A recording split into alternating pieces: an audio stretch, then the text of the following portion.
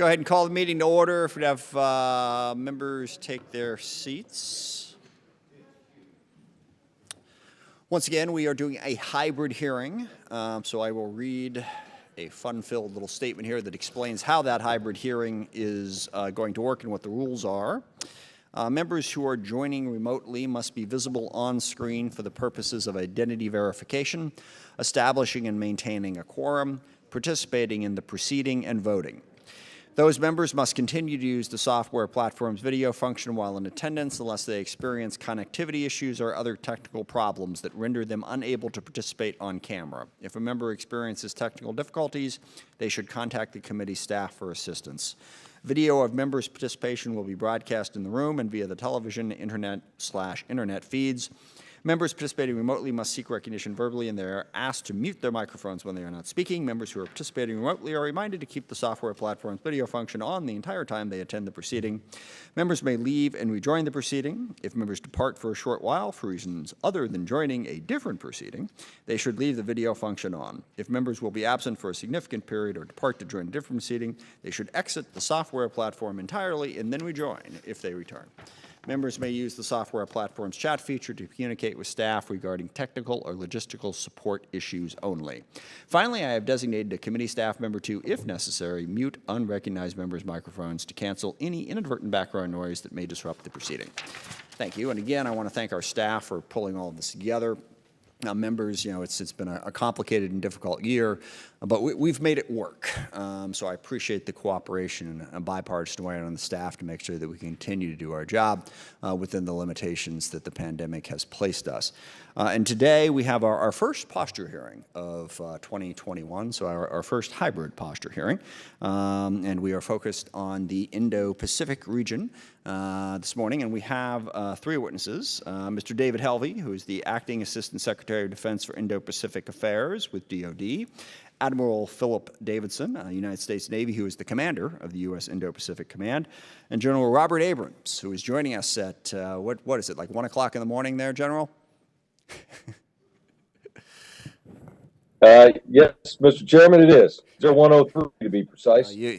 You look like it's like the middle of the afternoon, just all ready to go. So we thank you for joining us and for your flexibility. I understand you're engaged in exercises on the Korean Peninsula right now that are important for you to be there, so thank you for making the time. I do also want to note that in all likelihood, this is the last time that General Abrams and Admiral Davidson will appear before our committee.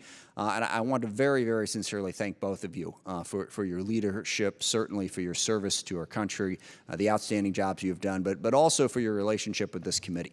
Both of you have really gone out of your way to be accessible. To make sure that we are kept informed of what you're doing, to answer our questions and work with us. You are two great examples for this country and for the United States military, so I thank you very much for your service and look forward to our opportunity to talk with you today. As mentioned, we are here to do our posture hearing for the Indo-Pacific Command and the Indo-Pacific region. This is an incredibly important part of the world, as China is, without question, the largest national security challenge and competitor that we have in the world today. And I think it's not an overstatement to say that how the next 50 years goes for this globe is going to be significantly impacted by how we manage that relationship with China, how we meet the challenges that they present in many areas, but certainly in the Indo-Pacific region. And I really welcome the opportunity to have a conversation with our witnesses today who are so expert on that subject. There is no doubt that the problem with China has grown in the last decade. They are looking to export an ideology, an authoritarian ideology, and they are also looking to diminish our influence in the world.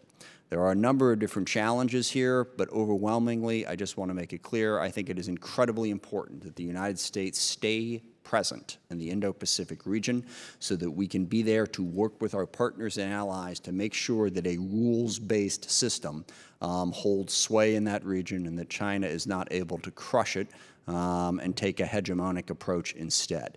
Central to this, in my view, are the partnerships that we have in the region. Certainly, we can have influence, but the stronger nations like India and Japan and South Korea and Thailand and the Philippines and others are, the stronger our partnership is, the more we can continue to enforce that rule of law and make sure that there's a fair balance of power in the region. It is enormously important that we do that. Now, as we move forward, I also want to make sure that we don't stumble into a Cold War with China. And, I'll be interested to hear more from our witnesses on how to do this. But I want us to be strong enough to deter China. The idea that we can build a military large enough and strong enough to dominate China in the modern world is not realistic and is fraught with danger. So I hope we can better understand how to make the proper investments. And that's one big point. I was very pleased to work in a bipartisan way in last session to create the Indo-Pacific Defense Initiative. That's incredibly important to build partnerships going forward, and I know that it is going to have to be funded. But I want to make sure that we are making wise investments in that. We have far more demands for DoD money than we have money. So we're going to have to make some tough choices to figure out what's the best way to spend it, what's the wisest way to live with that. As some of you might have heard, I drew an analogy to the NFL salary cap recently. Basically, you got to put together a team, you got to meet all these different responsibilities, but you got one cap on how much money you can spend. And if you spend it all in one area, then the other area will be too weak to accomplish your overall objective. So I'm trying to strike that balance. And obviously, the other big challenge in the region is North Korea.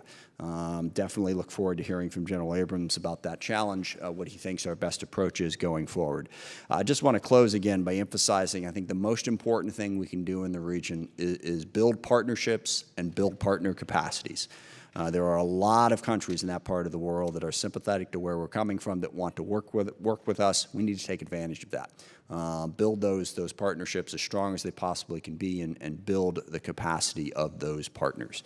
With that, I will yield to Mr. Rogers for his opening statement. Thank you, Mr. Chairman. Last week, the Chinese Communist Party rolled out a new set of defense policies. It included a 7% increase in defense spending and a plan to become an Arctic and Antarctic power. The CCP also reiterated their expectation that the world will soon be doing business on its terms. Our allies in the Indo-Pacific share America's commitment to freedom and democratic government. Like us, they are at risk of being overrun by China's push for global supremacy. Effective American military strength in the Indo-Pacific is essential to the security of our allies, global trade, and democracy. That means we need to build a modern, credible, conventional deterrent to ongoing Chinese territorial expansion. And it means that we need a modernized nuclear triad to deter broader conflict. This is not about domination, it's about deterrent. We must make any attack on Americans or our allies too costly for the Chinese Communist Party to consider. Section 1251 of this year's NDAA required Admiral Davidson to complete an independent assessment of what Indo-PACOM needs to build a meaningful deterrent in the region. He reported back that we need to make investments in integrated air and missile defenses, long-range precision fires, and logistical capabilities that can survive in a contested battlefield. Capabilities like the Guam Defense System using Aegis Ashore and TACMOR in Palau will provide our forces with critical information about coming targets. Long-range precision fires backed by more robust IRS capabilities will create openings for our forces to move in a contested environment. I don't think these capabilities are nice to haves. I believe they are a bare minimum of what we need to protect our forces and deter China's territorial ambitions. This committee created the Pacific Defense Initiative in a bipartisan fashion to get honest military advice from experts like Admiral Davidson. We would be foolish to seek out his advice and then toss it aside. I look forward to hearing from Admiral Davidson today about these important priorities. General Abrams faces similar challenges. Allied forces under his command have been the backbone of deterrence on the Korean Peninsula for decades. But we need to continue to improve our capabilities in the region to maintain that deterrence. Even under extreme sanctions, North Korea continues to modernize its military, developing larger and more advanced missiles to threaten South Korea, Japan, and even the U.S. mainland. We cannot afford to let that go unchecked. I'm interested to hear from General Abrams' thoughts on North Korea's newly publicized capabilities as well as South Korea's ongoing defense modernization. I also want to know whether the new Special Measures Agreement announced this weekend will improve our ability to deter North Korea's aggression. To effectively deter the threat posed by China, North Korea, and other adversaries, we must fill existing readiness gaps while at the same time modernizing our forces. But that comes at a price, and it's not going to be cheap. The Bipartisan National Defense Strategy Commission recommended annual growth of 3 to 5% above inflation in defense top line. Our defense leaders and experts inside and outside the Pentagon have affirmed that level of investment. I understand that some are opposed to spending what's needed. They'd like to see the money invested elsewhere, but I believe that now is not the time to cut or even freeze defense spending. Doing so delays the development and delivery of critical new capabilities our military leaders need to maintain deterrence, protect our allies, and defend our nation. After we hear about the threats we face from our witnesses today and other combatant commanders that will come before us soon, I hope that we can agree that we must keep investing in defense. Thank you, Mr. Chairman. Now I yield back. Thank you. Before turning it over to our witnesses, I do want to recognize Matt Rhodes, who is our staff lead for this hearing today. It's his last day on our committee, and Matt has done incredible service. Mentioned all the time what a terrific staff we have. Matt is one of those examples, so thank you very much for your service, and sorry to see you go, but you're going to a better place, as they say. So we're sure you'll do well. Thank you very much. And with that, I will turn it over to Mr. Helvey for his opening statement. Well, Chairman Smith, Ranking Member Rogers, and distinguished members of this committee, thank you for the opportunity to appear before you today to testify on the Department's efforts in the Indo-Pacific region. I'd like to express my appreciation for the continued support from Congress, and this committee in particular, in shaping and resourcing our strategy in this critical region. I'm also pleased to be here, joined by Admiral Davidson, Commander of United States Indo-Pacific Command, and virtually by General Abrams, Commander of United States Forces, Korea, the Combined Forces Command, and the United Nations Command. As a Pacific nation, the future of the United States is inextricably linked to that of the Indo-Pacific region. From the earliest days of our nation, our leaders and diplomats have been committed to preserving a free and Indo-Pacific region that would remain free and open for all. As our department's priority theater, we're committed to upholding a free and open Indo-Pacific region where all nations, large and small, are secure in their sovereignty, can pursue economic opportunity, and resolve disputes without coercion, and can exercise the freedoms of navigation and overflight consistent with an open and stable international order. It's an order that places all nations on a level playing field and holds them responsible for preserving the principles that have benefited all of us. Today, this framework is being challenged. The People's Republic of China seeks to use all elements of its national power to reshape the world order into one that's consistent with its authoritarian model and its national goals. Likewise, North Korea's continued pursuit of weapons of mass destruction and ballistic missile programs constitutes an extraordinary threat to the United States and our allies and partners in the region. Pyongyang's proliferation of weapons and advanced technology is a threat to international peace and security, and it undermines the global non-proliferation regime. And we continue to see, within the Indo-Pacific region, a variety of transnational threats, including terrorism, illicit arms, drug and human trafficking, piracy, and natural disasters, including infectious disease. The Department regularly works to address these threats alongside our allies and partners throughout the region to prepare for, and when the time comes, which it certainly will, respond to quickly and effectively.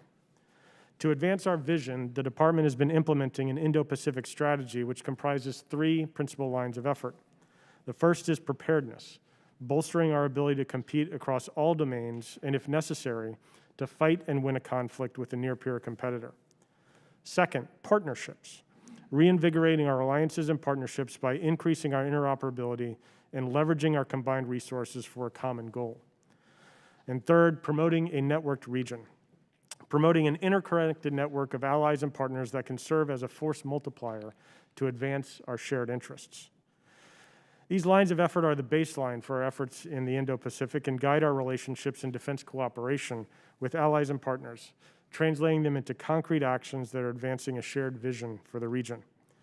The Department is strongly committed to fielding robust military capabilities that leave no doubt to allies, to partners, or our adversaries of our ability to deter and respond to aggression. Secretary Austin has stated clearly that China is our highest priority and the pacing challenge for the Department, and he's directed us to review our activities and ensure their alignment with our strategic priorities. Mr. Chairman, I thank you again for inviting me to appear today, and I look forward to taking your questions. Thank you. Admiral Davidson. Chairman Smith, Ranking Member Rogers, and distinguished members of the committee, thank you for the opportunity to appear before you to discuss the Indo-Pacific region. And thank you, Chairman Smith, for your very kind remarks.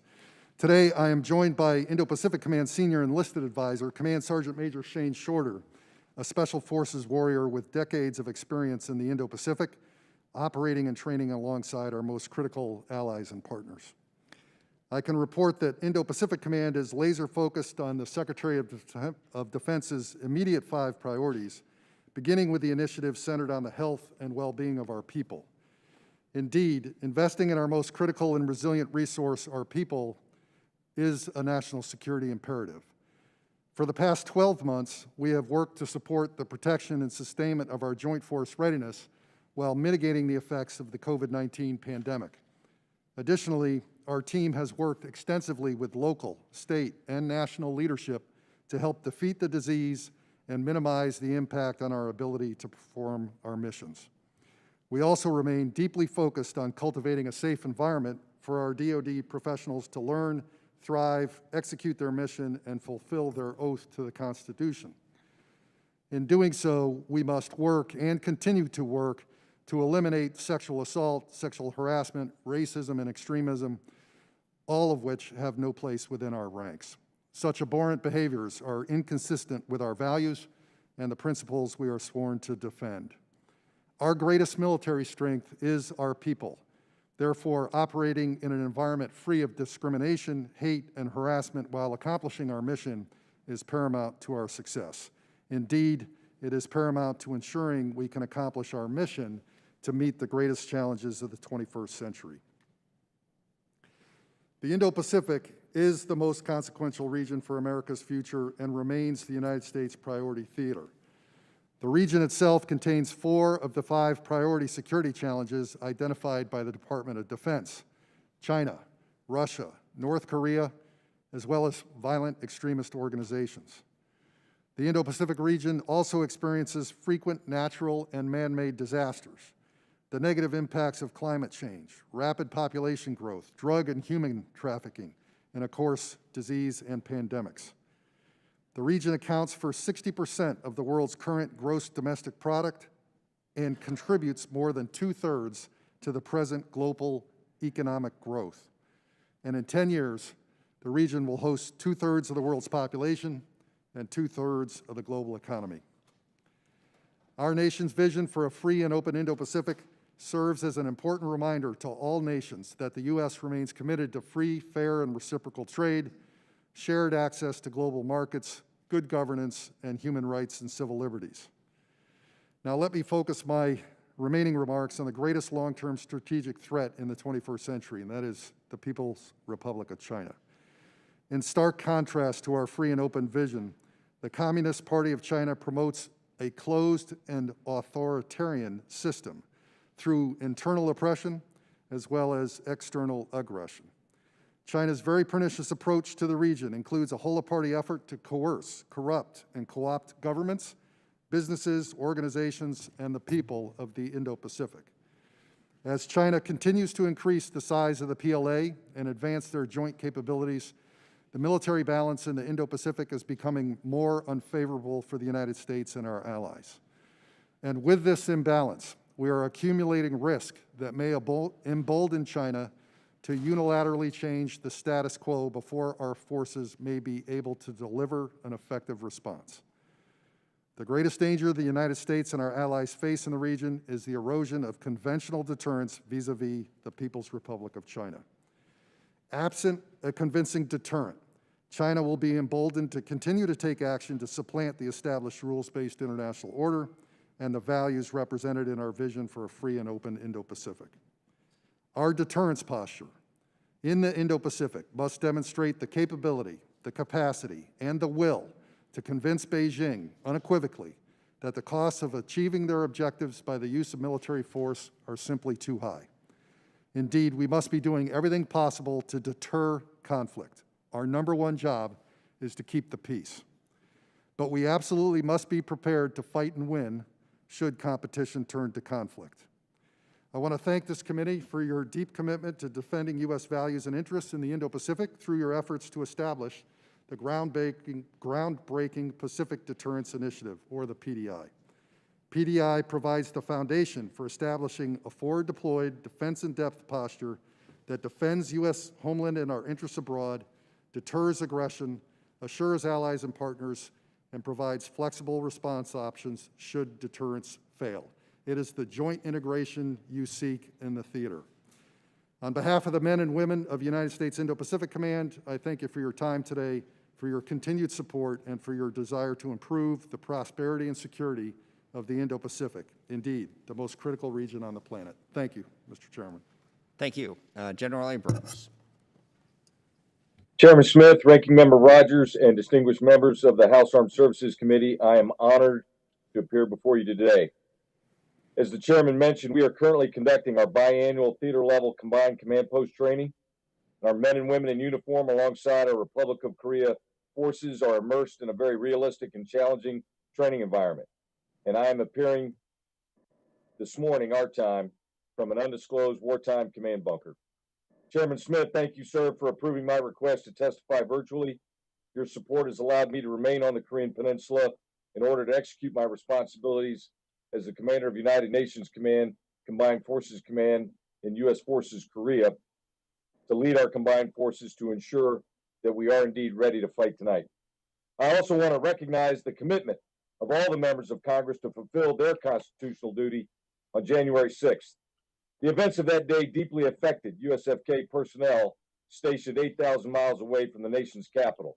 And as an American citizen, I was proud to see the Congress complete their constitutional duty under some very stressful and dangerous conditions. I'm honored today to represent the soldiers, sailors, airmen, Marines, Department of Defense civilians, contractors, and families who all serve here in the Republic of Korea. When I briefed the committee last year, COVID-19 was attempting to test our readiness, and the subsequent impact of the global pandemic exacerbated the challenge across our operational environment. Our alliance, however, rose to the occasion to adapt, innovate, and in the end, strengthen the bond between our two nations. We have greatly benefited from our robust partnership with the Republic of Korea government and the Korea Disease Control and Prevention Agency, KDCA, who have supported our efforts. And as a result, our rate of infection has remained extremely low. Of the 58,000 people who touch USFK bases daily, we've seen a total of 110 local affiliated cases, and of that 110, only 28 service members have tested positive, a remarkable record. Our biggest challenge has been from inbounds or returnees coming from the continental United States, where we've had approximately 700 positive cases. We strictly follow ROC government control measures for reception of every flight, and we follow the ROC quarantine guidance very closely, and as a result, there's been no threat to our personnel or the Korean people. Now I'll provide a quick update on the current situation here on the Korean Peninsula. There remains a palpable reduction in tension that emerged in 2018 after a very dangerous and provocative 2017. Despite the reduction in tension, rest assured that we have not become complacent when it comes to North Korea. We remain clear-eyed about the persistent challenges we face today and in the future. North Korea continues their development of nuclear and advanced missile systems, cyber capability, as well as other conventional and emerging asymmetric military technologies. We will continue to ensure a strong and effective deterrence posture so that Pyongyang never misjudges our role, never misjudges our commitment, and our capability to respond as an alliance. Above all, I'm proud to report that our combined joint force here in Korea is credible and ready to execute our assigned deterrence and warfighting missions. We stand together to deter aggression, maintain the armistice conditions, and ensure the security of the Republic of Korea. Your continued support of our capability enhancements, joint and combined training programs, and theater exercises is critical to our fight tonight readiness posture. The ROC-US alliance remains the linchpin of security and stability in Northeast Asia, and our partnership continues to grow by promoting economic cooperation, mitigating threats to regional stability, and fulfilling our commitments to allies and partners in the region. Every alliance has its challenges, however, and our Ironclad alliance is no exception. One such challenge that confronts us is limited access to training ranges and airspace here in South Korea. If left unsolved, this limitation could affect our force readiness. We are currently working hard with our ROC allies to identify a bilaterally supportable solution so that our forces can train on the peninsula and maintain a credible combat deterrent. The alliance between the Republic of Korea and the United States was forged in the crucible of war and shaped over 71 years of combined military operations and training. The shared sacrifice built on trust, respect, commitment, and mutually agreed principles underpins everything that we do here. Thank you again for the opportunity to testify today, and I look forward to answering your questions. Thank you very much, General. Admiral Davidson, we talked a lot about, both Ranking Member Rogers and I spoke about deterrence. You know, how do we deter China and what are we deterring them from doing? I think the most obvious example, obviously, is Taiwan. Nothing would blow the situation up there more than if China took an aggressive move against Taiwan. What do you think is most important for us to do to deter China from taking a step like that? Well, sir, we've described in our 1251 assessment, which was mandated by law for me to submit to you directly. It articulates the needs principally in five categories. You know, first, an effort to increase our joint force lethality. That includes long-range precision fires, integrated air and missile defense. My number one priority, which is a defensive system at Guam, which is centered on the Aegis Ashore system, but certainly and importantly delivers the network, the command and control for the network that enables it to link to other joint assets on the defensive side and potentially on the offensive side as well. That includes air, maritime, and other ground forces as well. We're also focused on enhancing our design and posture on the region. You've heard a lot of talk about dispersal and hardening of bases and dispersal to places that might be possible in the first and second island chain. There are several proposals along those lines. We're advocating for strengthening our allies and partners. That's principally done through foreign military sales, but it's also done through our exercise program, which, as our allies and partners in the network are bringing aboard important assets with us, like fifth-gen fighters, integrated air and missile defense, and advanced fires themselves. We need to advance our exercise program to make sure that we have the capabilities to exercise, preserve the things that we want to preserve, you know, not reveal to potential adversaries, and move forward.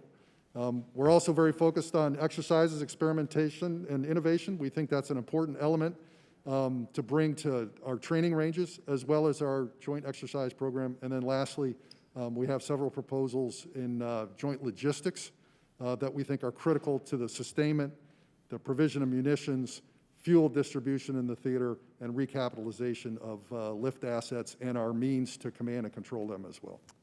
Thank you. General Abrams, just quickly, you mentioned your response to COVID-19, the pandemic, and thank you. You did an outstanding job of responding to that, protecting our force, and making sure you can continue in the readiness. What would you say is sort of the top-level lessons learned about why your response was successful and what we can learn from that now and going forward?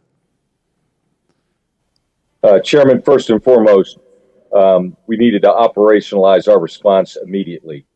There was early on, you know, it was sort of in health channels, and I have the utmost respect for our infectious disease doctors and so forth, and our health force protection people. But we had to operationalize this, so that was step number one. Step number two was effective communications to inform our force, to inform our entire community on the nature of the threat, and then what should we do about it. And it was constant, clear, concise, transparent communications throughout the entire peninsula led by commanders, our base commanders, garrison commanders, being very aggressive and reducing the anxiety with our people. And then the third thing, Chairman, is an adoption of core tenets. We call it the new normal that everyone's very familiar with. But this was very strange for everyone over a year ago. You know, the simple things, practicing good personal hygiene, washing your hands, wearing a mask, maintaining physical distancing, avoiding large groups. This is in disinfecting our areas, maximizing telework. These are our core tenets. And I'd say those are the three top line messages. Well, thank you very much. Mr. Rogers. Thank you, Mr. Chairman. Admiral Davidson, in response to the chairman's question, you made reference to your 1251 report and your recommendation for an Aegis Ashore system on Guam. Can you explain in an unclassified manner why that's important and why it needs to be integrated with other systems? The threat as it's developed in the Western Pacific has moved in a way in which we need to have better integrated air and missile defense capability on Guam in order to defend it. What you have in place right now is THAAD radar, which only has a 120-degree wide look at threats in the region, and in fact, it's oriented on North Korea. And it's meant to defend against a rogue shot of intermediate range from North Korea. We supplement that with an Aegis destroyer. As we look at the expanse of Chinese weapon systems and their employment of air and maritime forces in the region, we need a 360-degree defense now of Guam. And it must be able to meet the ballistic missile threat that can come from PRC land as well as PRC ships. But it also should meet the 360-degree threat around Guam that comes from circumnavigations of Guam by PRC naval assets, including submarines that could shoot land attack cruise missiles, for example, as well as bomber approaches and its ability to shoot land attack cruise missiles as well. We have to be able to defend against all those threats. Aegis Ashore is a proven technology that you have today at sea, and you have it ashore in Romania and Poland to help in the defense of Europe. That system would enable all the capabilities that you have today and begin to meet the threats in the future. As China develops hypersonic weapons during the course of this decade, clearly there's going to be a need to have space sensing associated with that. You're still going to have an interceptor to meet the threat. In my view, you rectify that by bridging Aegis Ashore with our space capability that is to come. Great. How does fielding a long-range precision fire enable mobility with a state like China in conflict? You know, much of our long-range precision fires come from our air and maritime assets today. That's it. That enables any adversary to focus their means of sensing and ability to target our assets on only a portion of the joint force. If we had a wider base of long-range precision fires, it forces the Chinese intelligence, surveillance, and reconnaissance apparatus to work much, much harder, locating all those nodes, and then in all the ways that ground, air, and maritime forces can hide. Manipulation of the electromagnetic spectrum, speed, concealment, all those things, we can then use those to enhance the maneuver of the force. And, you know, for those with military experience, you know that maneuver and fires work hand in hand, and they are key to the overall set of needs that we have to employ at the operational level to be successful. Right. In your professional military judgment, if we build out the capabilities you've described in your report along with the other investments we've got in the region, would that in fact have a deterrent effect on Chinese aggression? We call the brief in large, regain the advantage. We think those are the key elements of joint integration that are required to bring by what I'm very encouraged by all the individual service doctrines, but it's got to come together in a joint approach. And this is the methodology to do that, and it's meant to deter. Okay. General Abrams, the South Korean government has committed to increasing their defense spending and buying a lot of their own hardware. Is that hardware going to be interoperable with our systems?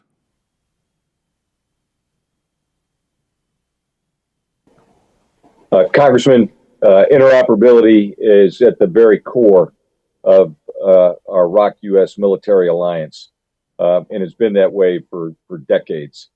So it's part of our DNA. And to answer your question specifically, yes. These key capabilities, as they come online, even the indigenously produced, we have a shared commitment from both nations to ensure that we maintain interoperability. Excellent. Thank you, Mr. Chairman. I yield back. Thank you. Mr. Langevin is recognized for 5 minutes. Thank you, Mr. Chairman. I want to thank our witnesses for being here this morning, particularly you, General, going above and beyond the call, being available at such a late hour. But thank you. Let me start on a technology question. The USS Portland will deploy in your area of operations with a 150 kilowatt laser next year, and the Navy is in the process of integrating its new Helios laser system with Aegis.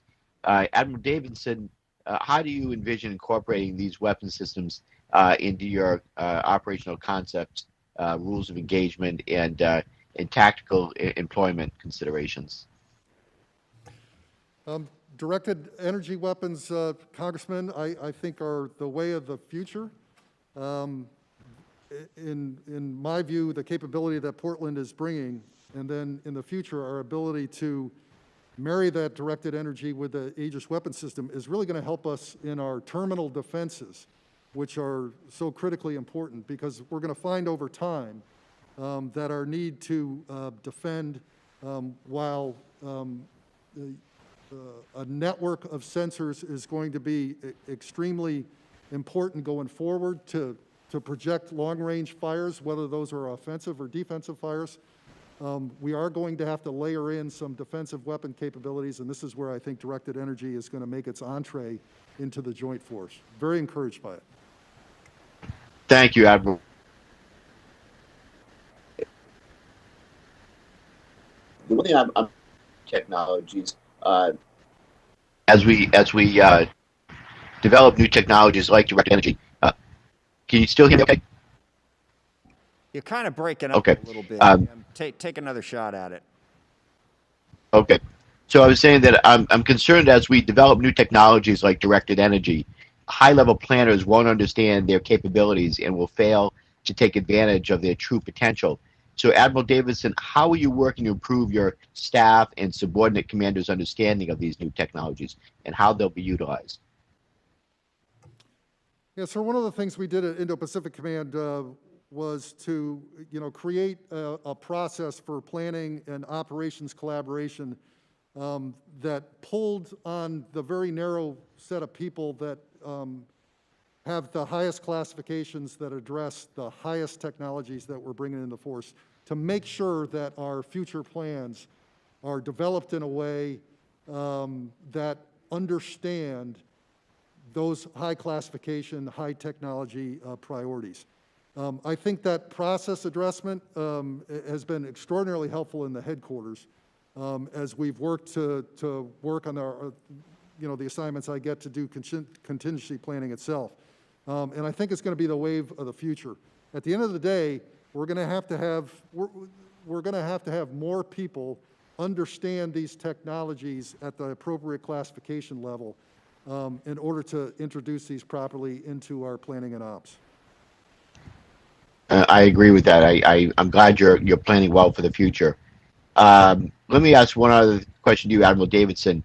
When looking at emerging technologies that our peer adversaries are developing, Admiral, what do you believe is the most dangerous technology or capability that's been deployed in your AOR, and what do you think will be the most dangerous in the future? Well, sir, my obligations, have to span a number of potential adversaries as well as a number of threat systems. I'd be hard pressed to identify one that I can't, I must account for them all somewhat in the current environment. As we think about the future, the creation and the fielding of hypersonic weapons, the potential ranges that those might affect and influence much wider and wider areas of the globe, I think are really going to challenge our needs to develop like offensive capability as well as defensive systems against those. Very good. Thank you, Admiral. I see my time's winding down, so I'll just thank you all for your service and for your testimony here today. I look forward to our continued work together. Thank you, Mr. Chairman. I yield back. Thank you. Mr. Wilson is recognized. Thank you, Mr. Chairman, and thank each of you for being here today. And in particular, Admiral Davidson, I want to thank you for your recognition of Guam, how strategically located that is, and how the citizens there are such patriotic Americans and so proud to serve. They have the highest percentage of membership of the military of any state or territory of the United States. So we have a real asset there that we want to work with. So thank you for your identification of that. Additionally, Secretary Helvey, recently I introduced the Foreign Influence Transparency Act to limit foreign interference within our universities, many that conduct defense research. We know that the People's Republic of China integrates information operations into its defense posture by way of Confucius Institutes. These are extensions of the Chinese government that Human Rights Watch says censors on political grounds and expects loyalty from its employees. Has DoD assessed the risk posed by China's information operations efforts at our universities and the implications for defense research? How can we further assist DoD to confront China's influence in U.S. academia? Well, Mr. Wilson, thank you for that question. And you're right, we are very concerned about the potential for what could be called non-traditional types of intelligence operations in the United States, and one of which would be the use of students, sometimes witting or not, at our universities and research centers.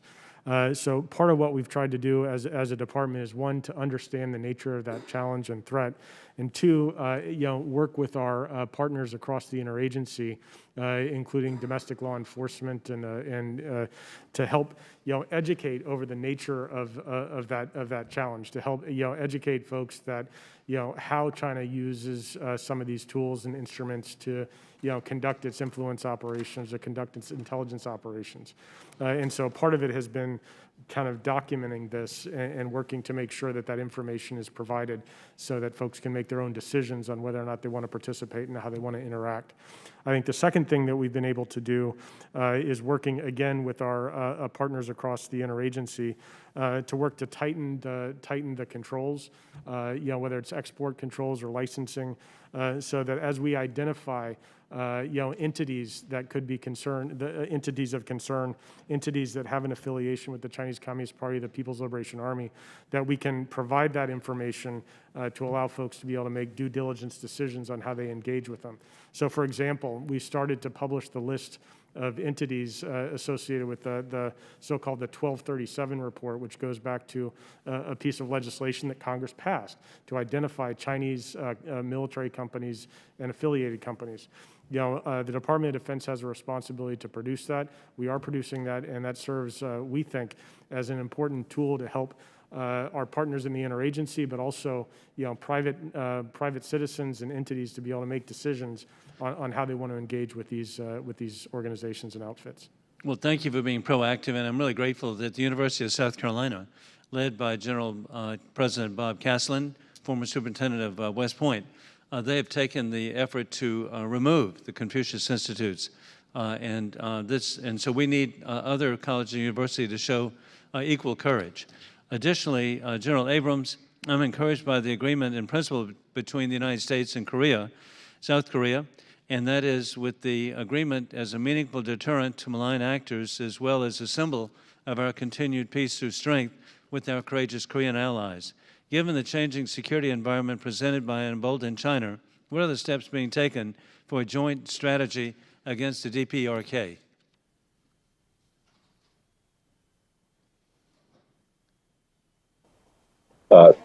Congressman, as you're well aware, so it's really on two levels. The first level, on the military side, all of our planning to deal with any sort of contingency here on the Korean Peninsula. That is governed by an alliance decision-making process. Alliance produce strategic planning guidance and a strategic planning directive that drives all of our operational planning, and that is at the center of our military alliance operations. On a broader scale, in terms of the strategy, I would defer to Mr. Helvey, but this is all part and parcel of the North Korea policy review that was directed by President Biden.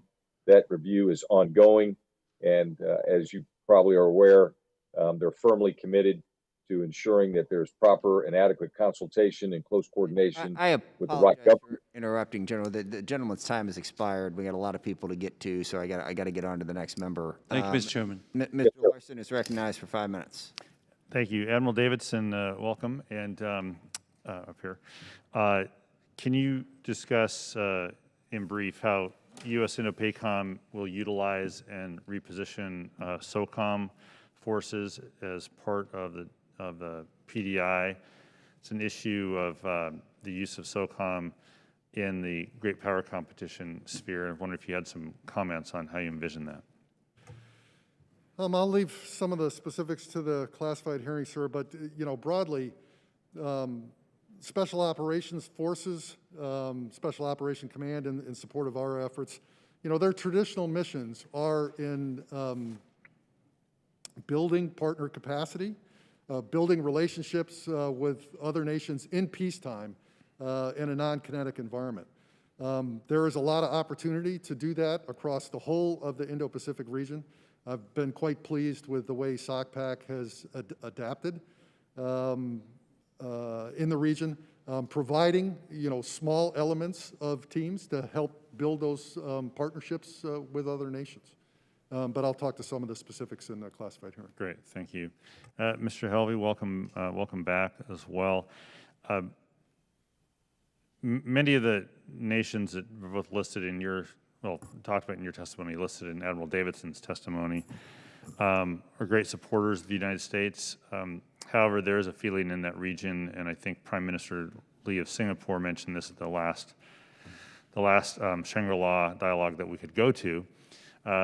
He maybe didn't say it this way, but the theme was, don't make us choose. And so I'm wondering how the Department of Defense is managing that feeling in the region about, don't make us choose between the U.S. and China, although from testimony it looks like they've chosen. But how do you manage that attitude among some of the countries that we'd like to see more support out of?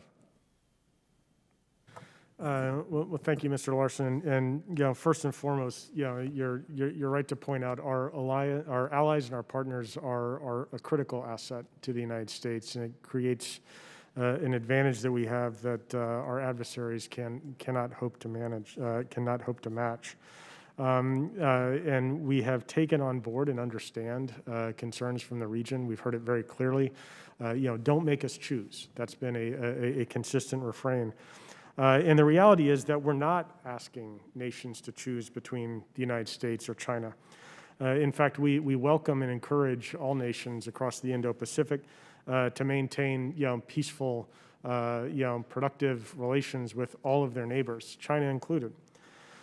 Framing the strategic competition that we find ourselves in with China as a choice between us or China, or as a choice between nations, is really a false choice. The choice that our allies and our partners and everyone in the region faces is between supporting the existing international order, the existing system that's free and open.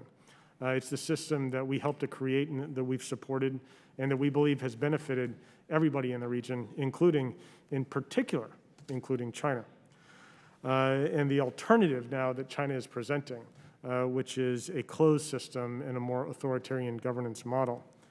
So it's a competition between systems, and it's a choice between systems. Do you want to choose a free and open system, or do you want to choose a closed and authoritarian one?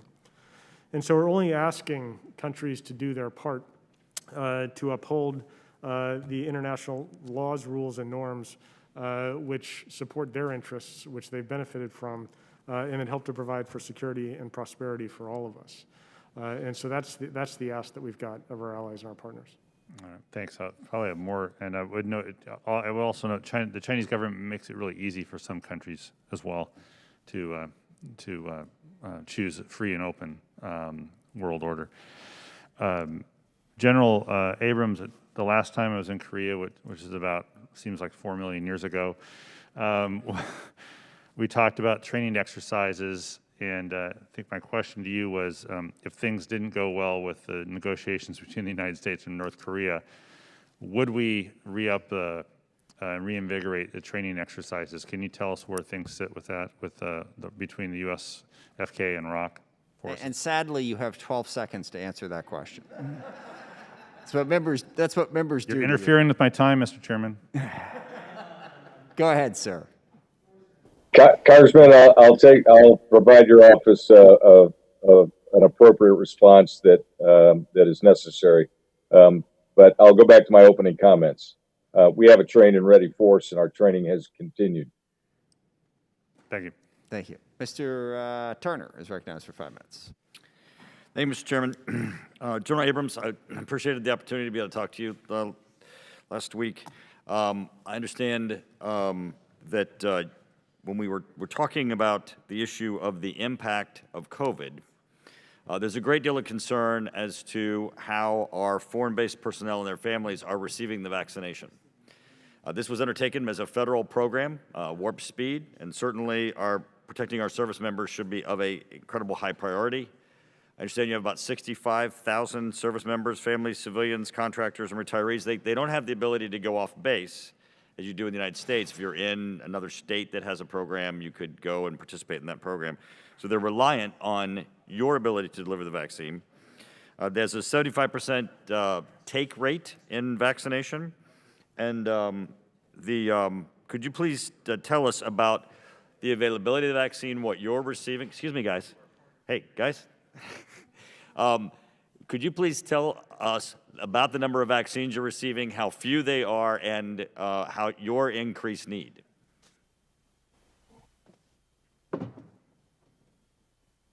And they've muted you. I think it's the deep state.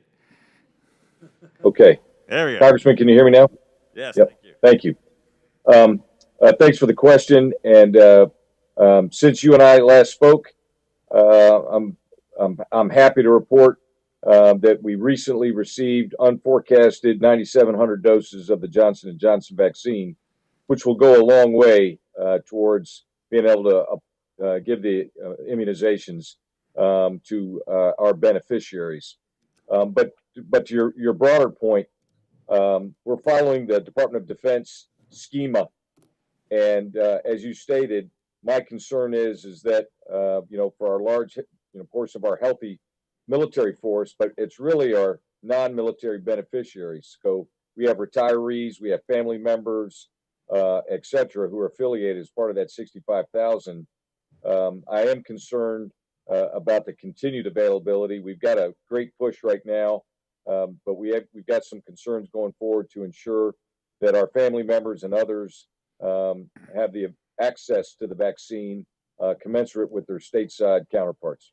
Certainly, and also, as we all know, the Johnson & Johnson vaccine is not as effective as the others, so we're sort of downgrading. Mr. Chairman, I'd love to join with you on an inquiry on the issue of what is our plans for our foreign-based personnel, because it does sound that we are shorting them.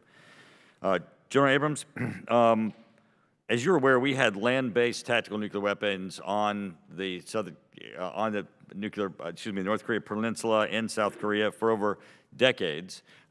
George Herbert Walker Bush pulled them out in 1991. We think, certainly that's a great illustration of rebutting the philosophy of if we denuclearize, others won't pursue nuclear weapons, because now you're facing a nuclear North Korea. They're moving to solid propellants, greater accuracy, intercontinental ballistic missiles that will affect the United States, and of course sub-based. What do you need, and what is your assessment of the missile defense priorities as you look to what you're facing from North Korea? Congressman, we have a very robust combined capability between the ROC and the U.S. Air and Missile Defense Forces. And we've been the beneficiary of congressional support of a joint urgency operational needs statement from a couple of years ago. MDA is in the process of fielding 3 specific capabilities. One's already here. The other 2 will come on board this year that will significantly enhance our ballistic missile defense. Admiral Davidson, the F-35. Tell us how critical it is to your overall planning and defense, and as you look at what the capabilities of our adversaries in the area may be or that they're developing, what the F-35's role would be. Thank you very much, Congressman. The 5th-gen fighters, the F-35 and the F-22, are critical to any future warfight we might have in the theater. Our adversaries are developing or are fielding already 5th-gen fighters themselves. And we know from our own gaming and emulations that 5th-gen fighters are actually a game changer in the warfight. To go backwards into 4th-generation capability as a substitute broadly would be a mistake in my view. And would actually put us at a severe disadvantage over the course of this decade. And again, I must when it comes to apologize, Admiral, for interrupting. The gentleman's time. Thank you, Admiral. Has expired, and Mr. Cooper is recognized for 5 minutes. Thank you, Mr. Chairman. Because I'm going to ask my questions in the classified session, I would like to yield my time now to Mr. Courtney. Thank you, Mr. Cooper. Thank you to the witnesses, and again, General Abrams and Admiral Davidson, thank you for your great tours of duty at a critical time. Admiral Davidson, on page 35 of your testimony, you set forth China's sort of brazen, repeated violations of the Law of the Sea Treaty, and mentioned the fact that 80 South China Sea geographic features were renamed with, I guess, Chinese names. Can you flesh that out a little bit, what that means in terms of, maritime territorial claims and the impact in terms of freedom of navigation? Well, the Chinese are trying to basically impose Chinese national law on the international regime that provides for the freedom of navigation and freedom of the seas. We've spoken quite a bit about the Chinese use of lawfare. This is, one of the methodologies in which they do it. It's not just the naming or renaming of features that have had longstanding names in the region. It's the redefinition of what they might be, because, rocks, islets, islands all have very specific navigational rights associated with them, as well as their continued militarization of the features that they built out early in the last decade. Their continued militarization is to, frankly, deter not only the United States, but truly cow all of our allies and partners in the region, and certainly the South China Sea claimants, from their absolute rights to operate and those rights that they enjoy for economic resource extraction, freedom of the seas, freedom of the airways, et cetera. Well, thank you for that answer, because again, as you point out, this isn't just about sort of names, it's also about sort of territorial claims and what that means to the rules-based system that has been so successful over the last 75 years. Your predecessor, Admiral Harris, back in 2015, when he was asked about whether or not the U.S. should participate as a full ratified country in terms of UNCLOS, was pretty forthright in terms of saying that, and I'm quoting, "I think that in the 21st century, our moral standing is affected by the fact that we're not a signatory to UNCLOS." Can you state what, in your military opinion, is in terms of whether we should become a full signatory and whether you agree with Admiral Harris's statement? Yes, sir, I agree. I'm on the record at my confirmation hearing that I think being a signatory is important, and I haven't changed my mind at all. Well, thank you for that answer, because, again, the Sea Power Subcommittee is working with the Foreign Affairs Committee to try and do a joint hearing to really elevate this issue. Back when Admiral Harris was testifying, that was when the Philippines had the claim against China, which, as you know, the Hague ruled, unanimously in favor of the Philippines. The U.S. tried to even get observer status in that proceeding. They obviously couldn't get party status as not a signatory. But again, we were denied observer status and had to rely on Australia to kind of be our legal aid lawyer to sort of represent our interests. So, it's really, way past time for us to become a full participant. Also on page 32 of your testimony, you noted the fact that in 2020, China commissioned 25 major warships, which is kind of a stunning factoid in terms of the middle of a pandemic, that they were able to churn out those. I would just remind my colleagues, just about a year ago, we got a budget from the prior administration which cut shipbuilding by 18%.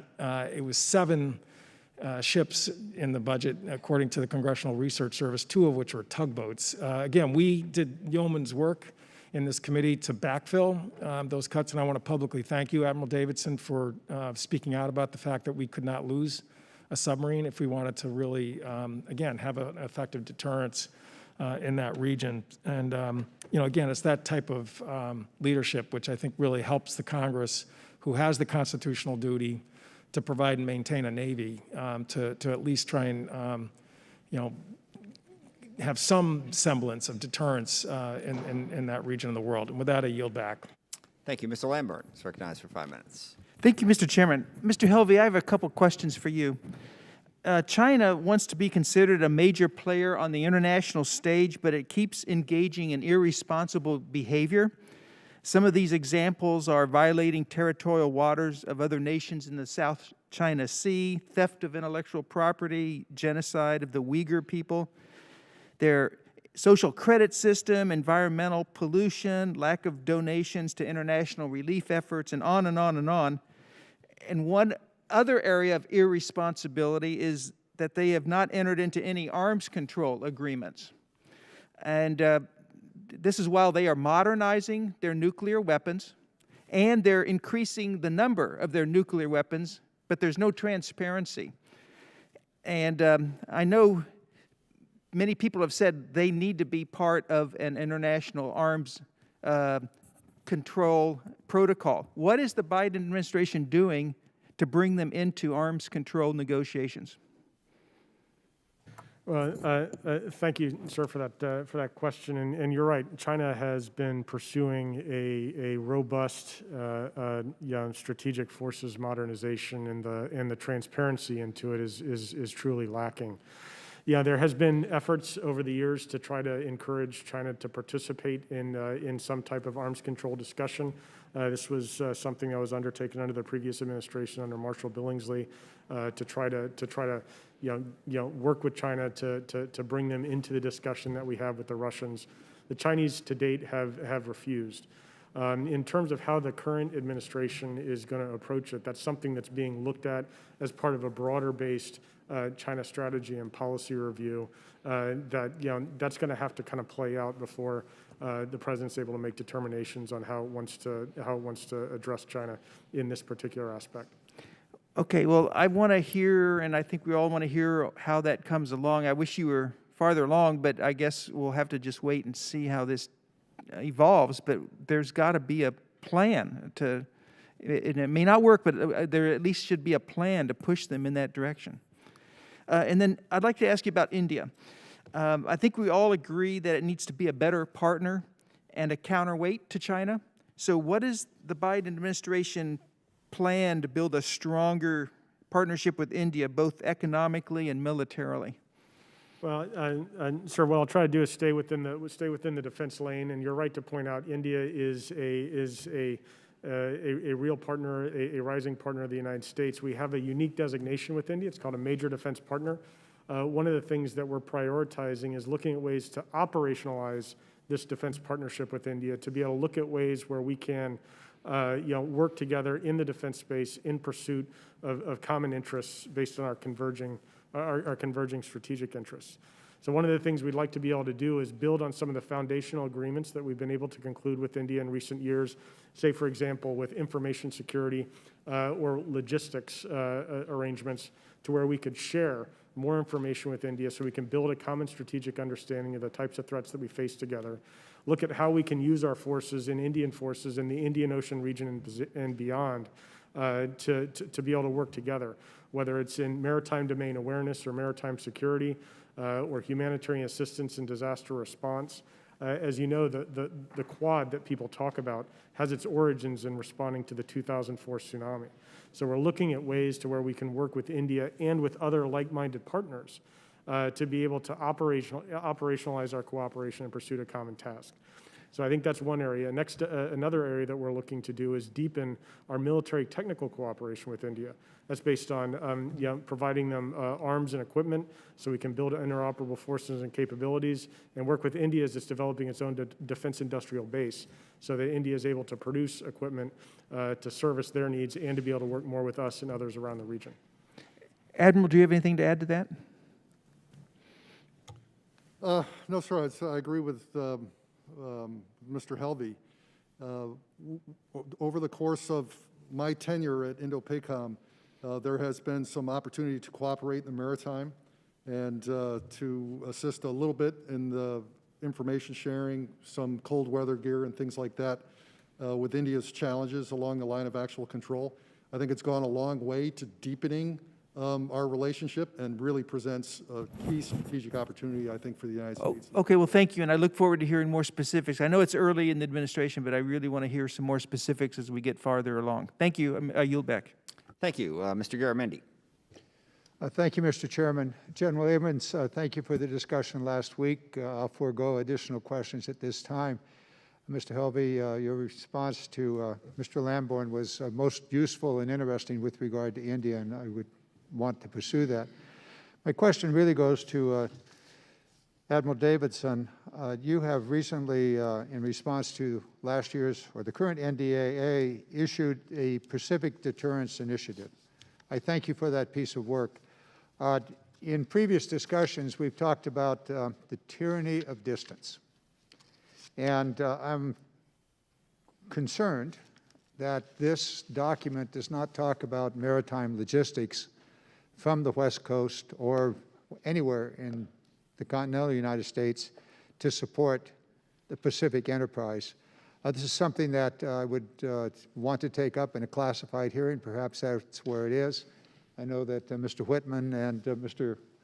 Courtney have expressed concerns about this whole issue of maritime logistics. Specifically on the demand and supply side, the demand for supplies, fuel, I don't see addressed in your document. Could you speak to that and then in a broader sense about how you would propose at this point to deal with the maritime logistics issue, the tyranny of distance? Yes, sir. Thank you. The 1251 assessment provided to inform the Pacific Deterrence Initiative does have as one of its 5 main pillars joint logistics in it. Our approach to that document is to address the joint integration that must happen. So there's a very heavy logistics focus in it. The services all represent the platforms of their capabilities, and without a doubt, recapitalization of military sea lift is very, very important to our warfighting concept in the Indo-Pacific, as well as the 1251 report. Because the 1251, specifically addresses the need to be able to distribute fuel, munitions, the other, costs of sustainment, so to speak, through a wider, more dispersed set of places, bases, as well as seaborne assets. So it does address what our needs are in the sea lift, and it does it all the way from the West Coast to the United States and all the way to the point of delivery, what our total joint logistics needs are. I'll be looking forward to the detail behind that statement and also how we would provide that sea lift. Where is the money for it? Where are the ships for it? What kind of ships and so on and so forth? We've been talking about a national maritime strategy using the Jones Act fleet to support the military in a way that has not been done for 70 years or 75 years. So we'll be looking at those things. Look forward to working with you and your people on this entire maritime strategy the logistics piece of it. Thank you so very much. With that, I yield back.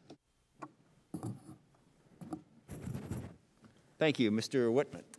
Thank you, Mr. Chairman. Gentlemen, thanks so much for coming to join us today. Admiral Davidson, wanted to ask you a question. It's really a dynamic about generating current readiness and the need to make sure we have long-term readiness. As you know, we have the Global Force Management Allocation Plan, which essentially says what do the combatant commands need in the long term. And then there's a request for forces. So if things change operationally, you can request and say, listen, based on a threat, we need more assets in these particular areas.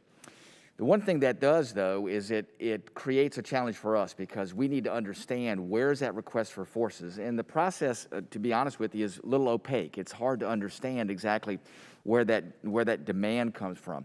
I wanted to ask this. When the COCOM submits a very high volume of requests for forces, without us understanding what's changing the operational environment, that kind of runs counter to the gift map, as it's called. And that does create some questions. So I wanted to know, is that essentially saying the gift map is incorrect? And secondly, do you think that Indo-PACOM has been judicious in its request for forces? And thirdly, if there's this imbalance between the request for forces and the gift map, do you think we need to relook at the process in what goes into generating the information in the gift map, especially since we're generating readiness today, which consumes resources that do also need to be allocated to generating readiness in the future? So I just want to get your perspective on that. Thank you for the question, Congressman. A very complex process. Yeah. I understand that exactly. Basically, a request for forces is to address an urgent or current need. The gift map, as it's developed, actually is developed beginning about 2 years in advance of the fiscal year going forward. Mm-hmm. Whenever an RFF is submitted from whatever combatant commander might submit it around the world, the process actually brings together all the people that might be affected. That certainly includes the service chiefs, whose focus is on both current readiness and long-term readiness, and it certainly brings in the affected combatant commanders as well. So we at least get an opportunity to comment on what we believe the risks are. I could tell you my own addressing of these issues has an eye on both the long-term and current risk. You know, actually formerly being a fleet commander, I know what some of these effects are going forward. And I would say that Indo-PACOM's approach throughout this process has been very judicious. Very good.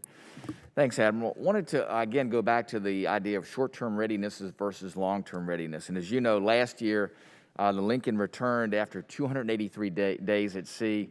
We just saw the USS Nimitz return after 321 days at sea. That's the longest deployment since Vietnam. We're sending out the USS Eisenhower.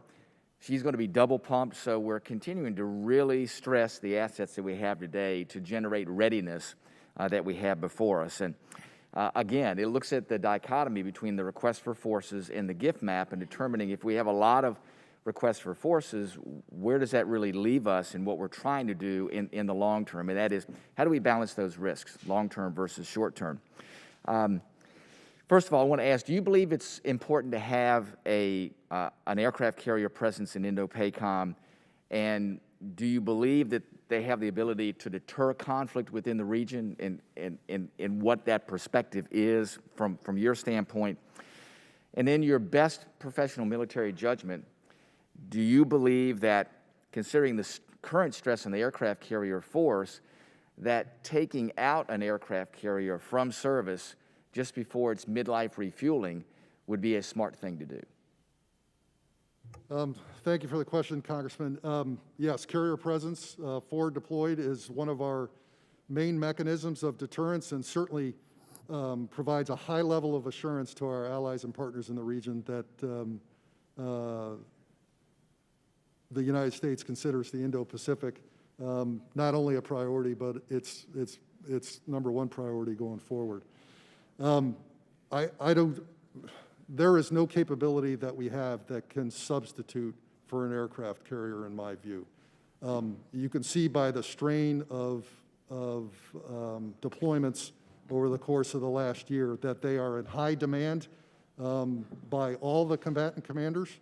And sustaining that capability going forward, in my view, is critically important. I'm in full support of the law which calls for the number of carriers in the United States. Thanks, sir. Thank you, Mr. Chairman. I yield back. Ms. Spear. Thank you, Mr. Chairman. Thank you all for your service. Admiral Davidson, where does cybersecurity fit into your proposal for expanding the Pacific Deterrence Initiative? If you receive your additional 90 billets, will any of them be devoted to cyber issues? Yeah, a little less than a little more than a quarter, a little less than a third are actually committed to cybersecurity issues. Of course, cybersecurity support for the combatant commanders, there's a supporting relationship with Cybercom, and of course, all the services as well, have some responsibilities to help provide for cybersecurity. So a portion of that 90 is actually committed to that. Thank you. I understand that in your report you asked for a number of investments to strengthen military capabilities in the Indo-Pacific. I noticed that your request did not include mention of the Littoral Combat Ship or the Constellation-class frigate.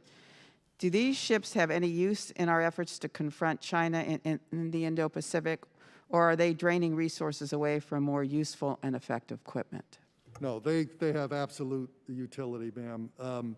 The focus of the 1251 report was really on the joint, the capabilities that are needed to bring the joint force together there effectively to deter, as well as, if we were called upon to fight and win in conflict. I can't possibly write a report that would accommodate for every platform and every capability desire across all the services. That said, I am in full support of what the services have advocated for, both in their vision for doctrinal evolution of their individual service visions, and I'm in close coordination with those service chiefs to make sure that our warfighting concepts out there adapt to those visions. So you're endorsing the Littoral Combat Ship? We're now calling a frigate because it isn't really a combat ship? We had great success with the Gabriel Giffords deployment during the course of 2019 and 2020. There will be more LCSs deploying to the Indo-Pacific during the course of this calendar year, and it's been very, very important to us for engagement, especially across Southeast Asia, and it does have a warfighting role. All right. I am aware of serious maintenance problems, especially, I believe, with the Freedom class. So I will leave that there. Let me ask you one final question. I saw in your written testimony that you've conducted surveys on sexual harassment and sexual assault and have used the results to improve prevention and response programs. Would you tell us more about what you learned from those climate surveys? Yeah, one of the things that was important, and this is specific to my headquarters alone, was because of the joint nature of Indo-Pacific Command and the large service presence, we didn't have direct representatives on the staff to manage the program for sexual assault, as well as to do EO, equal opportunity, and equal opportunity employment functions. If anybody had an issue on the staff, they were required to actually go to the service component headquarters where there was representation to address those issues. Certainly to smooth communications, get more accountability in it at the leadership level and in the headquarters. I took out of hide people that had the training to do those functions, established them in the headquarters, and it's improved my ability to share best practices and receive best practices across the island of Oahu, as well as assure my force that we're properly paying attention to this. I'm not quite sure whether all combatant commands have that issue, but I would say that I guess I'm more interested, excuse me for interrupting, in what the climate surveys showed you. We had a rating of excellent. 93% of the people on the staff said that our approach to program management with sexual assault was positive and gave it an excellent rating. All right. Finally, in 34 seconds, there is in Hawaii a serious problem with childcare, and you are anticipating new positions. Have you contemplated how the childcare component of that is going to be considered? Yes, ma'am. I appreciate you citing that. There is high demand for childcare in Hawaii broadly. What's going on right now is they're conducting they're having a virtual hiring fair. The DoD has also addressed this by And again, approving I use of must licensed apologize. home sites and other things. I'd be happy to talk to you more. I thank about the chairman. I yield. Gentlelady's time has expired. Ms. Stefanik. I beg your pardon? I don't think I'm next in line. I think I came late to the hearing. Okay. I'll ask a question. According to my handy-dandy sheet here, Okay, you are in fact great. next in line. So if you Great, I will not yield to others then.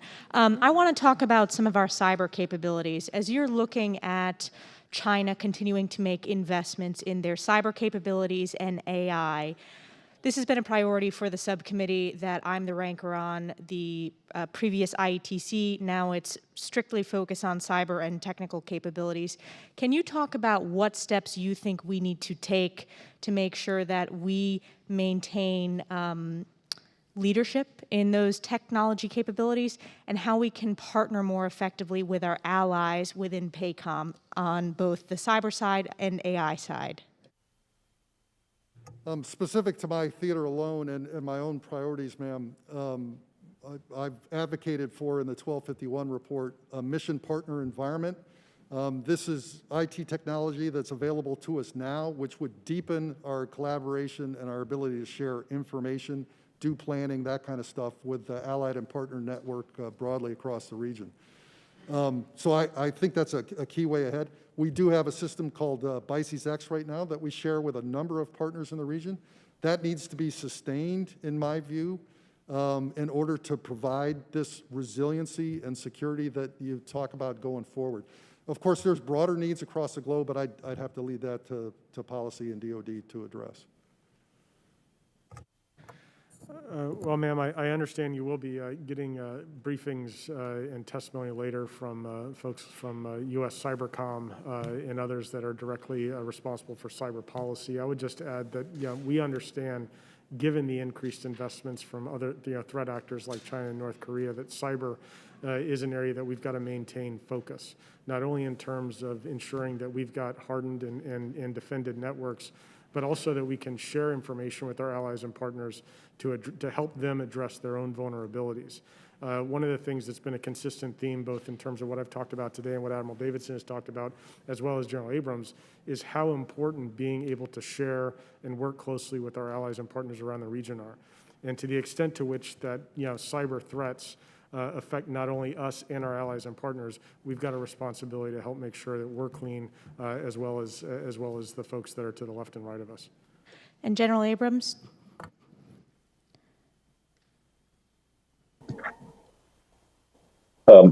Congresswoman, I'm in full agreement with Mr. Helvey and Admiral Davidson, and we are the beneficiary of great support on the cyber side from Army Cyber, which is the Combatant Command Support Agency for us here. But I strongly endorse Mr. Helvey's comments about the importance when it comes to dealing and interacting and interoperability with our ROC counterparts. Thank you. Yield back. Thank you. I should have said this at the outset, but as members know, at 2 o'clock, we're going to move over to the CVC for a classified brief. We want to give the witnesses some time in between. So we're going to have a hard stop at 1:15. 1:15, we will pause. If people want to grab a quick lunch, and then we'll reconvene in the CVC auditorium at 2 o'clock for a classified discussion. Mr. Carbajal is recognized. Thank you, Mr. Chair. First, I want to thank both Admiral Davidson and General Abrams for including in your testimonies your commitment to address and prevent sexual assault and harassment within your commands. In order to effectively address this, obviously, there must be buy-in at all levels of the leadership. So I appreciate your and the Biden administration's pledge on this very, very important issue. Admiral Davidson, China is exceedingly operating in the gray zone between peaceful relations and overt hostilities. How does your assessment of resourcing requirements for the Pacific Deterrence Initiative meet the challenge that is gray zone warfare in the region?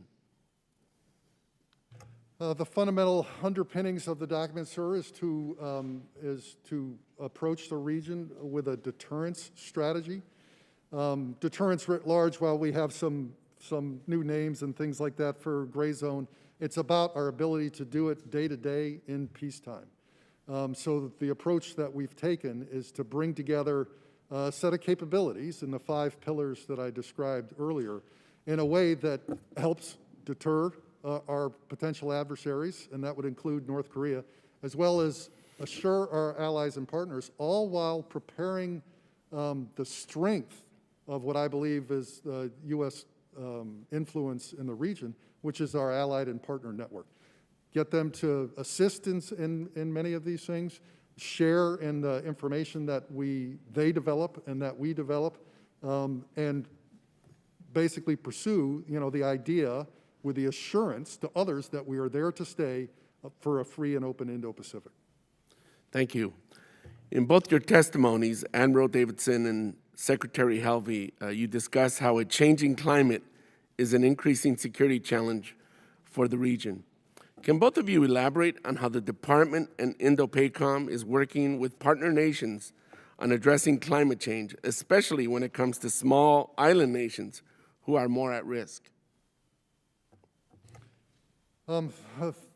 That principally falls into my responsibility out there in the theater, sir.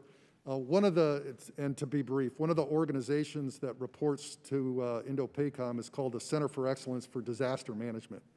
And it trains not only my military people in the Pacific, but government officials in the United States, local, state, national, non-government organizations, and we've offered this course to partner nations in the region, principally in Oceania, to train both their civilian defense force officials, law enforcement, and how to mitigate the effects of a natural disaster, some of which may be, 500-year storm a couple of years ago in the wake of climate change. That's a very important engagement organization for me, and it has great influence and weight far beyond the resources that we actually put into it. And I think that's, the prime way in which I address this in the region right now. Thank you. Secretary Helvey, in your testimony, you state that one of the department's most far-reaching objectives is to set the military relationship between the United States and China on a long-term path of transparency and non-aggression. That is a worthy goal. So how are we balancing the desire for non-aggression with long-term strategic competition with China?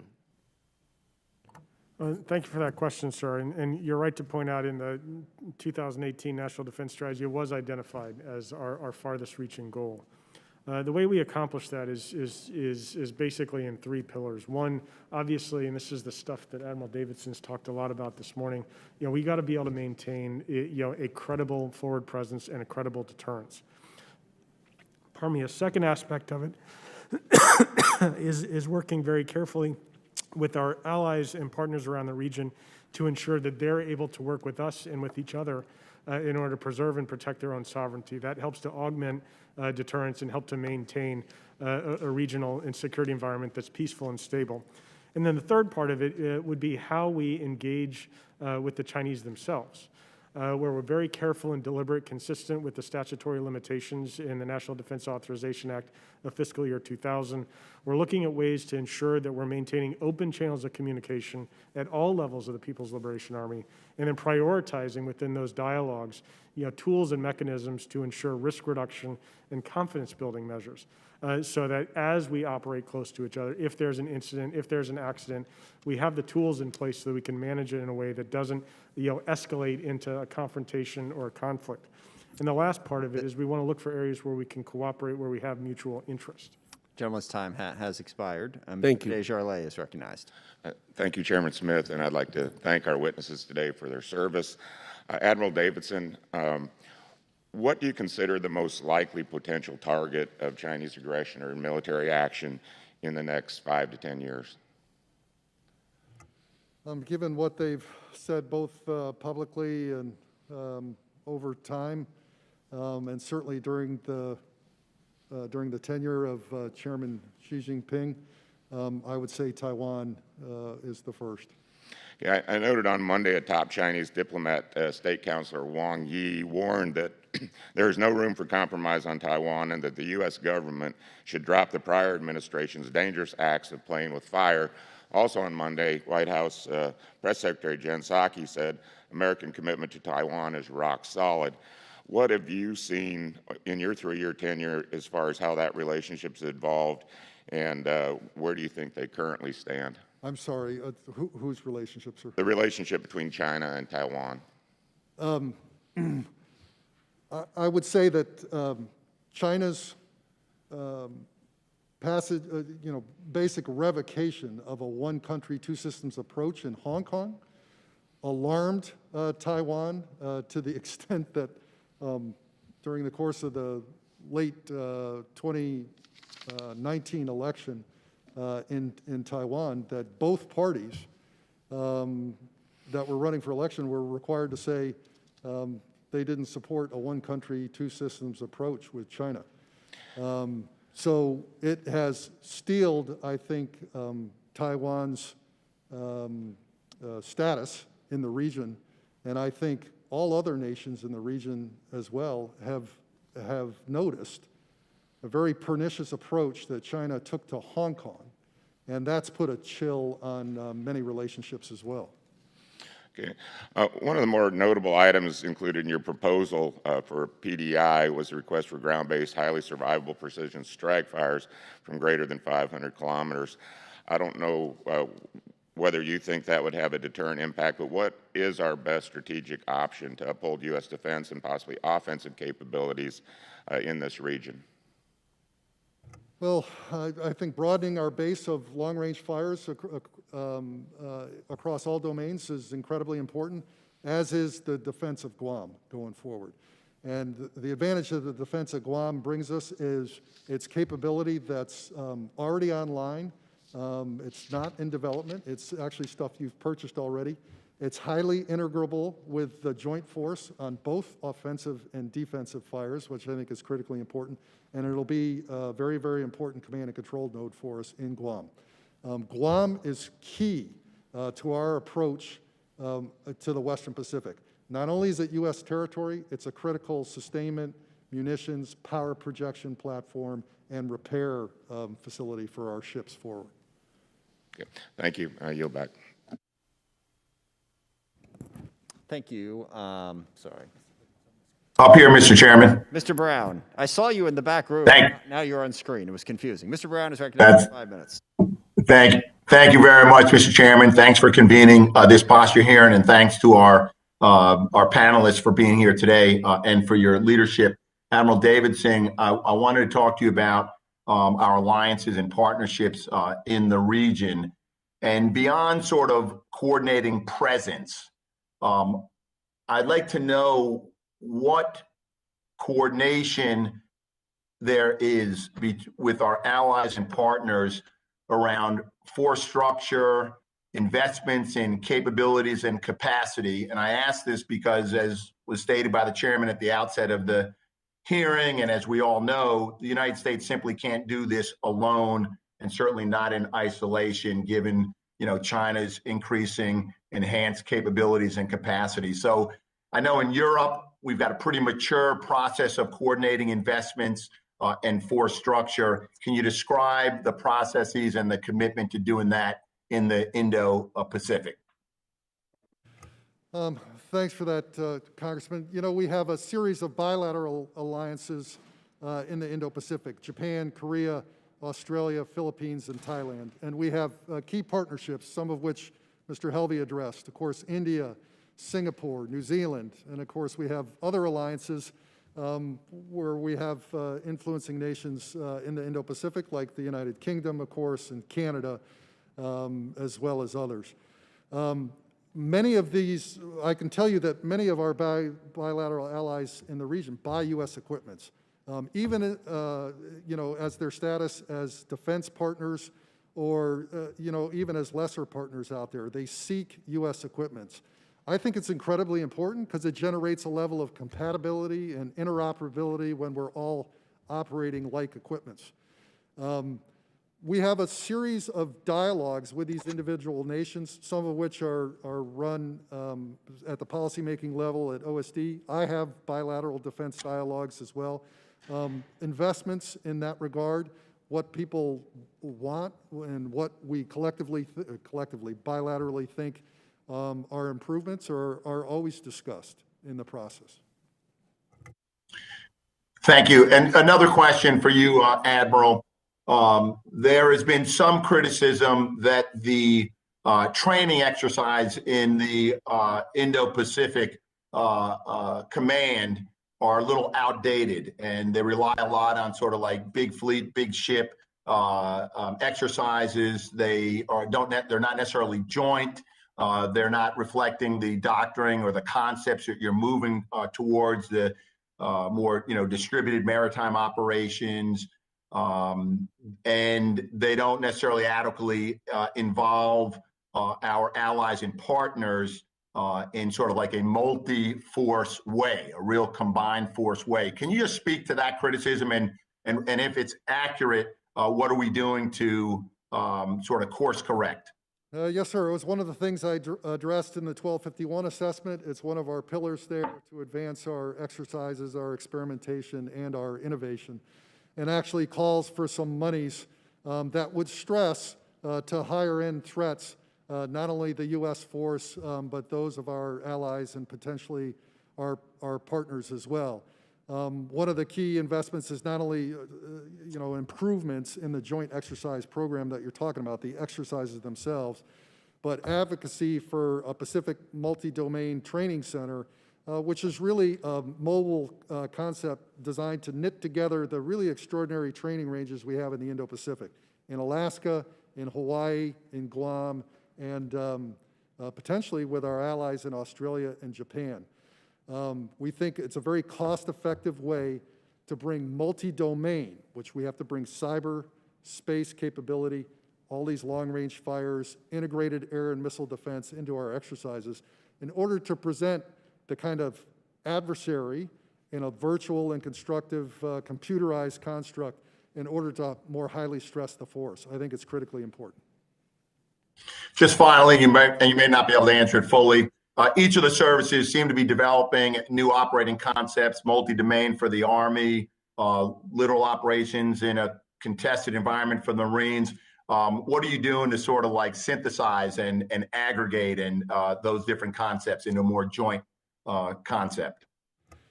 Very briefly, we've certainly used that to inform, as I mentioned, the joint integration that is the approach in our 1251 assessment.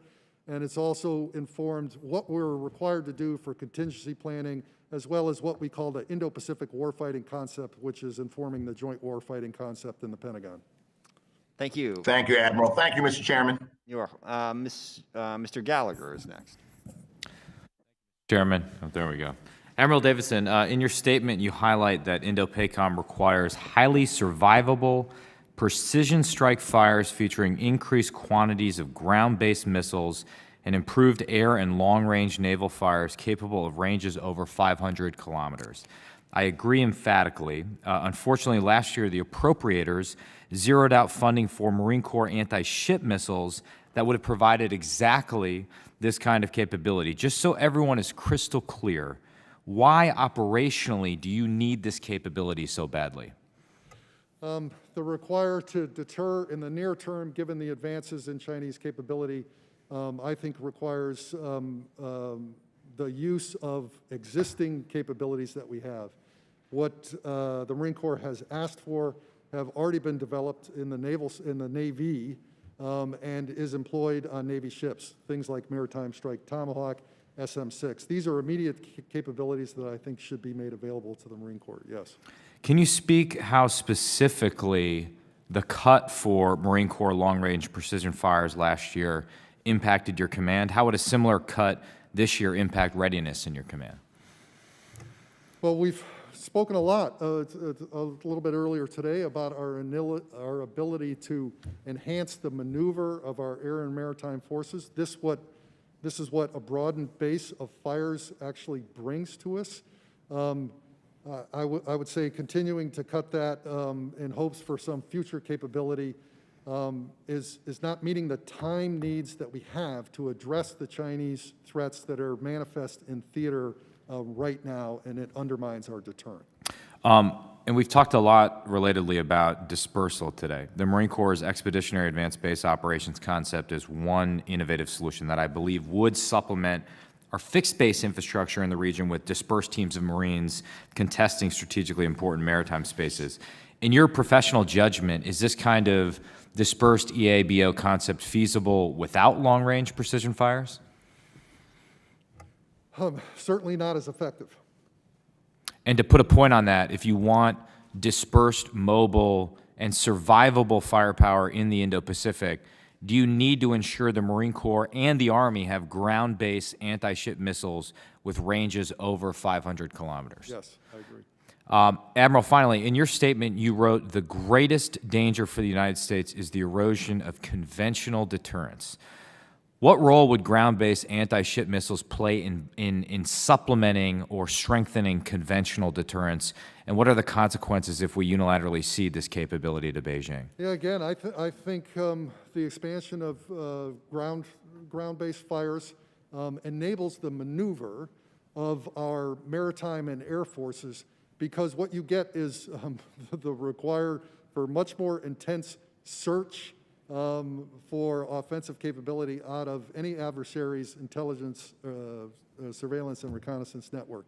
We want to make our adversaries work harder to find our stuff and to defend against it. That's what deterrence is about. It's imposing cost.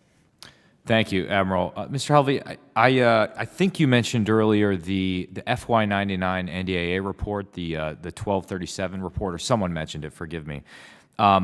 You know, Admiral, thanks in part to your predecessor's help, its strong support, we passed the Foreign Investment Risk Review Modernization Act in the last Congress, you know, strengthening CFIUS. What we haven't really addressed is sort of outbound investment to Chinese companies. So, Mr. Helvey, I'd be curious in what little time I have left, do investments in companies on that list complicate your job and make all of our jobs more difficult when it comes to our force posture in the Indo-Pacific?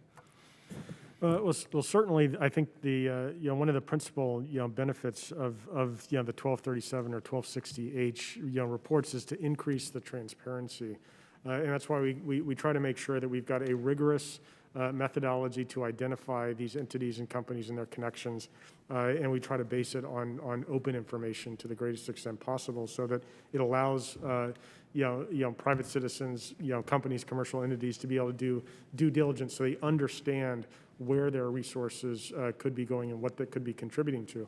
And quite frankly, given China's strategy of military-civil fusion, having that type of transparency and due diligence helps folks to understand, because yes, you could be contributing to commercial enterprises in China that are building equipment that could ultimately pose threats to the United States or our allies. Thank you. I'm out of time.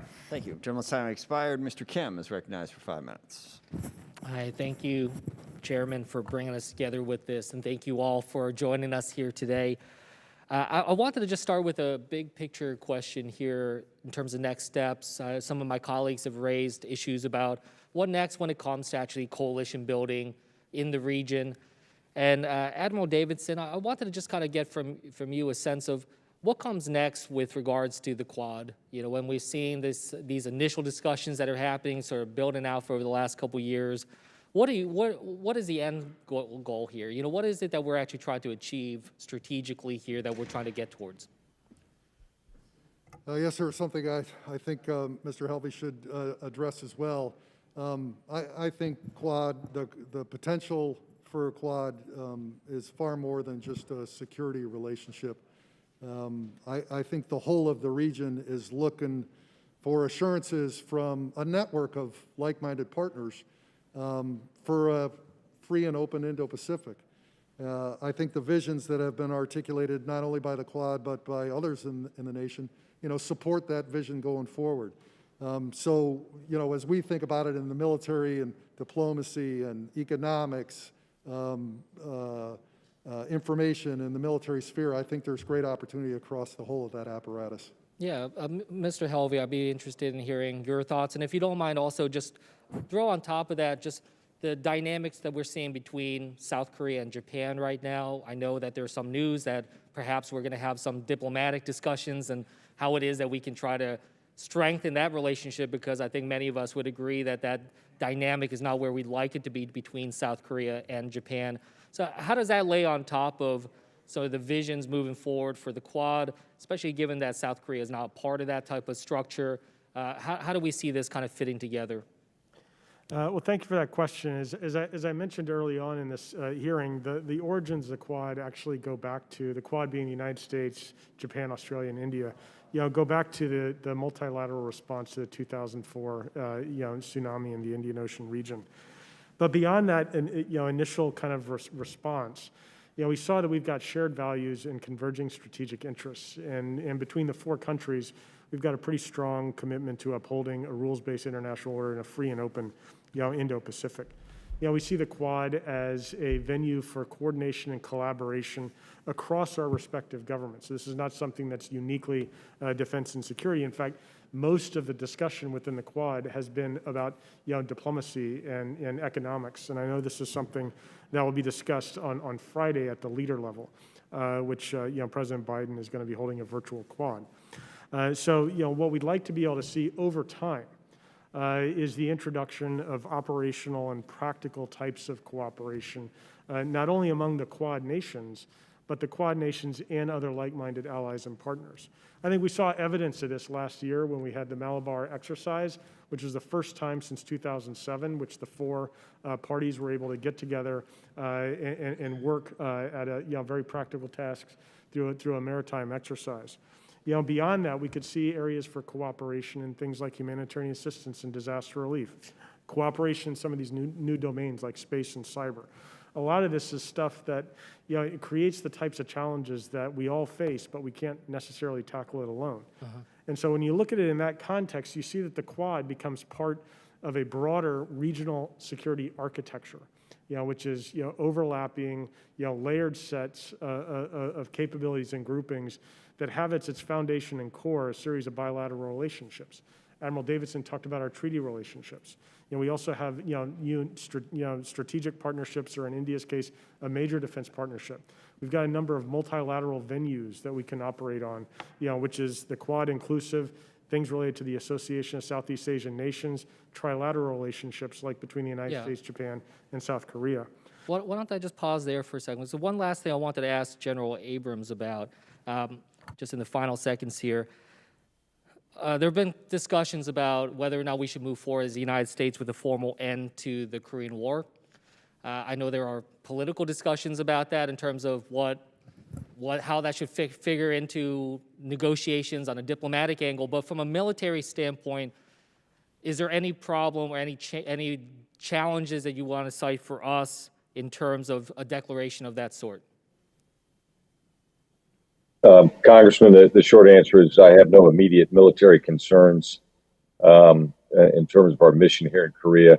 The bigger point, though, is that that should be considered as part of a broader strategy with a clearly defined end state. Thank you, sir. Thank you. Mr. Bacon is recognized. Thanks to all three of our panelists today. Thanks for your leadership over here. It's always hard to find who's talking with the masks on. But I really appreciate the three of you and what you do for the defense of our country. Admiral Davidson, we've already talked a little bit about the need for surface-to-surface missiles, Navy projection capabilities, and a lot of this is a result because we were part of the INF treaty, so we couldn't build these capabilities while China could. Now they could target all of our bases in the Pacific.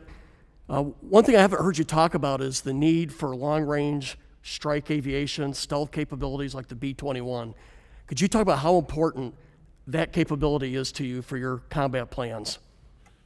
As I think about the future in the region and proliferation of offensive fires in the region, as well as ever-increasing improvements in range, a long-range stealth bomber like the B-21 is going to be incredibly important going forward. I speak quite frequently about what it takes to deter in the region. And our ability to do so means we've got to be able to fight in the clinch as well as to be able to fight from outside the ring, too. And it's the power of those capabilities that has been core to warfighting concepts for the United States going back 100 years now, and I suspect they'll be needed going forward as well. And I'd point out the B-21 gives you rapid response capability, perhaps your fastest response capability. And one of the concerns, if we're looking at surface-to-surface missiles, which I think are important, what countries do you think would be willing to host these, knowing they're targeting China? Because that's a big part of the question. Well, certainly, I made mention earlier that I think all nations in the region are somewhat alarmed by China's activities and the very profound changes in the numbers of ballistic missiles that they have in the region. And I would say that many nations out there are considering what their needs are here, but there's certainly going to have to be a policy approach to a number of nations there, and I'd let Mr. Helvey here talk about that. Sure seems to me we need multiple capabilities to get this done. I want to pivot a little bit to nuclear deterrence. You know, there's been a debate in this body for the last 3 or 4 years on, do we modernize the ICBMs? Do we go to a dyad? I think the debate has swung towards the triad and modernizing the ICBMs. But I think it'd be important to have your perspective in regards to China. If we do not modernize our 400 ICBMs and focus on bombers and submarines, what do you think is the impact to strategic deterrence with China? Certainly the lessons I've learned during the course of my career is that the triad has been critically important to the security of the United States, as we think about the Cold War with the Soviets. As I look towards the great expansion of Chinese capability, I made comment yesterday that they have quadrupled the size of their force over the course of the last 20 years till today. And it's estimated that it will at least double over the next 10 years. That's going to require, going to have to be the basis of our assessment as we think about what our strategic deterrent is going forward. Strategic deterrence is job number one, I believe, and I think it's so important that we do modernize. My final question, I used to be an electronic warfare officer for most of my career in the Air Force. We had superiority in the electronic magnetic spectrum up through the 90s, and we sort of disinvested and put our money in other places, while China really invested in this area. And I think many folks would say they have superiority in this area and controlling the electronic magnetic spectrum. But we've tried to do some good work on this in the last 4 or 5 years to turn this around. Are you satisfied with the direction of the department when it comes to regaining superiority in the electronic magnetic spectrum? And do you feel satisfied where we're going when it comes to your theater? Thank you. Yeah, so the effort over the last 5 years has been critically important to restoring this. We went through a relatively finite period here over the previous 2 decades in which we didn't have to worry about challenges to that dominance out there. But as I think about investments going forward writ large, and this goes beyond the electromagnetic spectrum alone, we have to think about contested environments. And one of those things that can contest multiple environments, the maritime, the air, the ground, space, and cyberspace, is the exploitation of electromagnetic kind of fires. So we need to continue to stay after that to preserve and regain, in some cases, the advantages that we enjoy in those other domains. And that Thank you. Gentleman's time has expired, Ms. Loria. And sorry, I do want to, 1:15, we got to be done. I apologize. We'll get to as many as we can between now and then. Ms. Loria. Oh, I apologize. It seems is this microphone working? Oh, well, thank you, Admiral Davidson. Nice to see you and have you here again to talk about this very critical area of the world for our national defense. And in your testimony, you talk about providing a convincing deterrent. So a convincing deterrent requires presence within the AOR. So I wanted to talk a little bit about that. Obviously, there's the tyranny of distance. We have our forward deployed naval forces in Japan, but the other forces coming from CONUS take much longer to transit. Can you talk a little bit about the potential growth of other places that our forces could be stationed overseas to provide more continuous presence within the AOR? If there are any particular locations that you are optimistic that we could create basing arrangements with our allies in order to have a more sustained operational presence within the region. Three of the areas that have been being developed over the course of the last several years have been Northwest Australia, Singapore, and of course Guam. And associated with Guam is the DPRI, the restationing of Marines from Okinawa in partnership with Japan, and Guam is one of the beneficiaries there. Those are three areas in which I think bases need to be continued to flesh out. It may not mean necessarily more people or more capabilities in all places, but certainly the access and some of what we envision in the Indo-Pacific warfighting concept and in the PDI to facilitate, things like sustainment and logistics will be critically important. I can't leave out Diego Garcia as well. Now, we do have ambition in there for what I call places, not bases, not permanent bases that look like housing and the permanent assignment of troops, but places that we might assess. They're well articulated in the classified 1251 report, and perhaps we could talk about some of those countries later. I also wanted to touch on the recent announcement by the Navy that they would be reestablishing the First Fleet. So as the combatant commander and kind of looking at the naval forces in the AOR, do you find that'd be advantageous from your position to have that split between the 1st and the 7th Fleet? Or do you find that the current operations with the 7th Fleet covering essentially the whole maritime area of your AOR is sufficient? Admiral Aquilino at Pacific Fleet has been asked by Navy to look at some options for what the First Fleet might do. He's still in the process of developing what the concepts might be, what the impacts, pros and cons are, and how it affects 7th Fleet, some of our relationships out there as well. I look forward to having that conversation with him. Okay, certainly can follow up on that. And also talking about presence and the type of ships and aircraft we have in the theater. Recently, the U.S. Coast Guard deployed to the PACOM AOR. And I wonder if you could talk about your perspective on the utility of that type of platform operating, under the control of the Coast Guard and potentially under tactical control of the Navy or yourself at future times. Do you find more utility? Should we have more Coast Guard assets in the region? And is that particular platform something that is very useful under the Coast Guard within your AOR?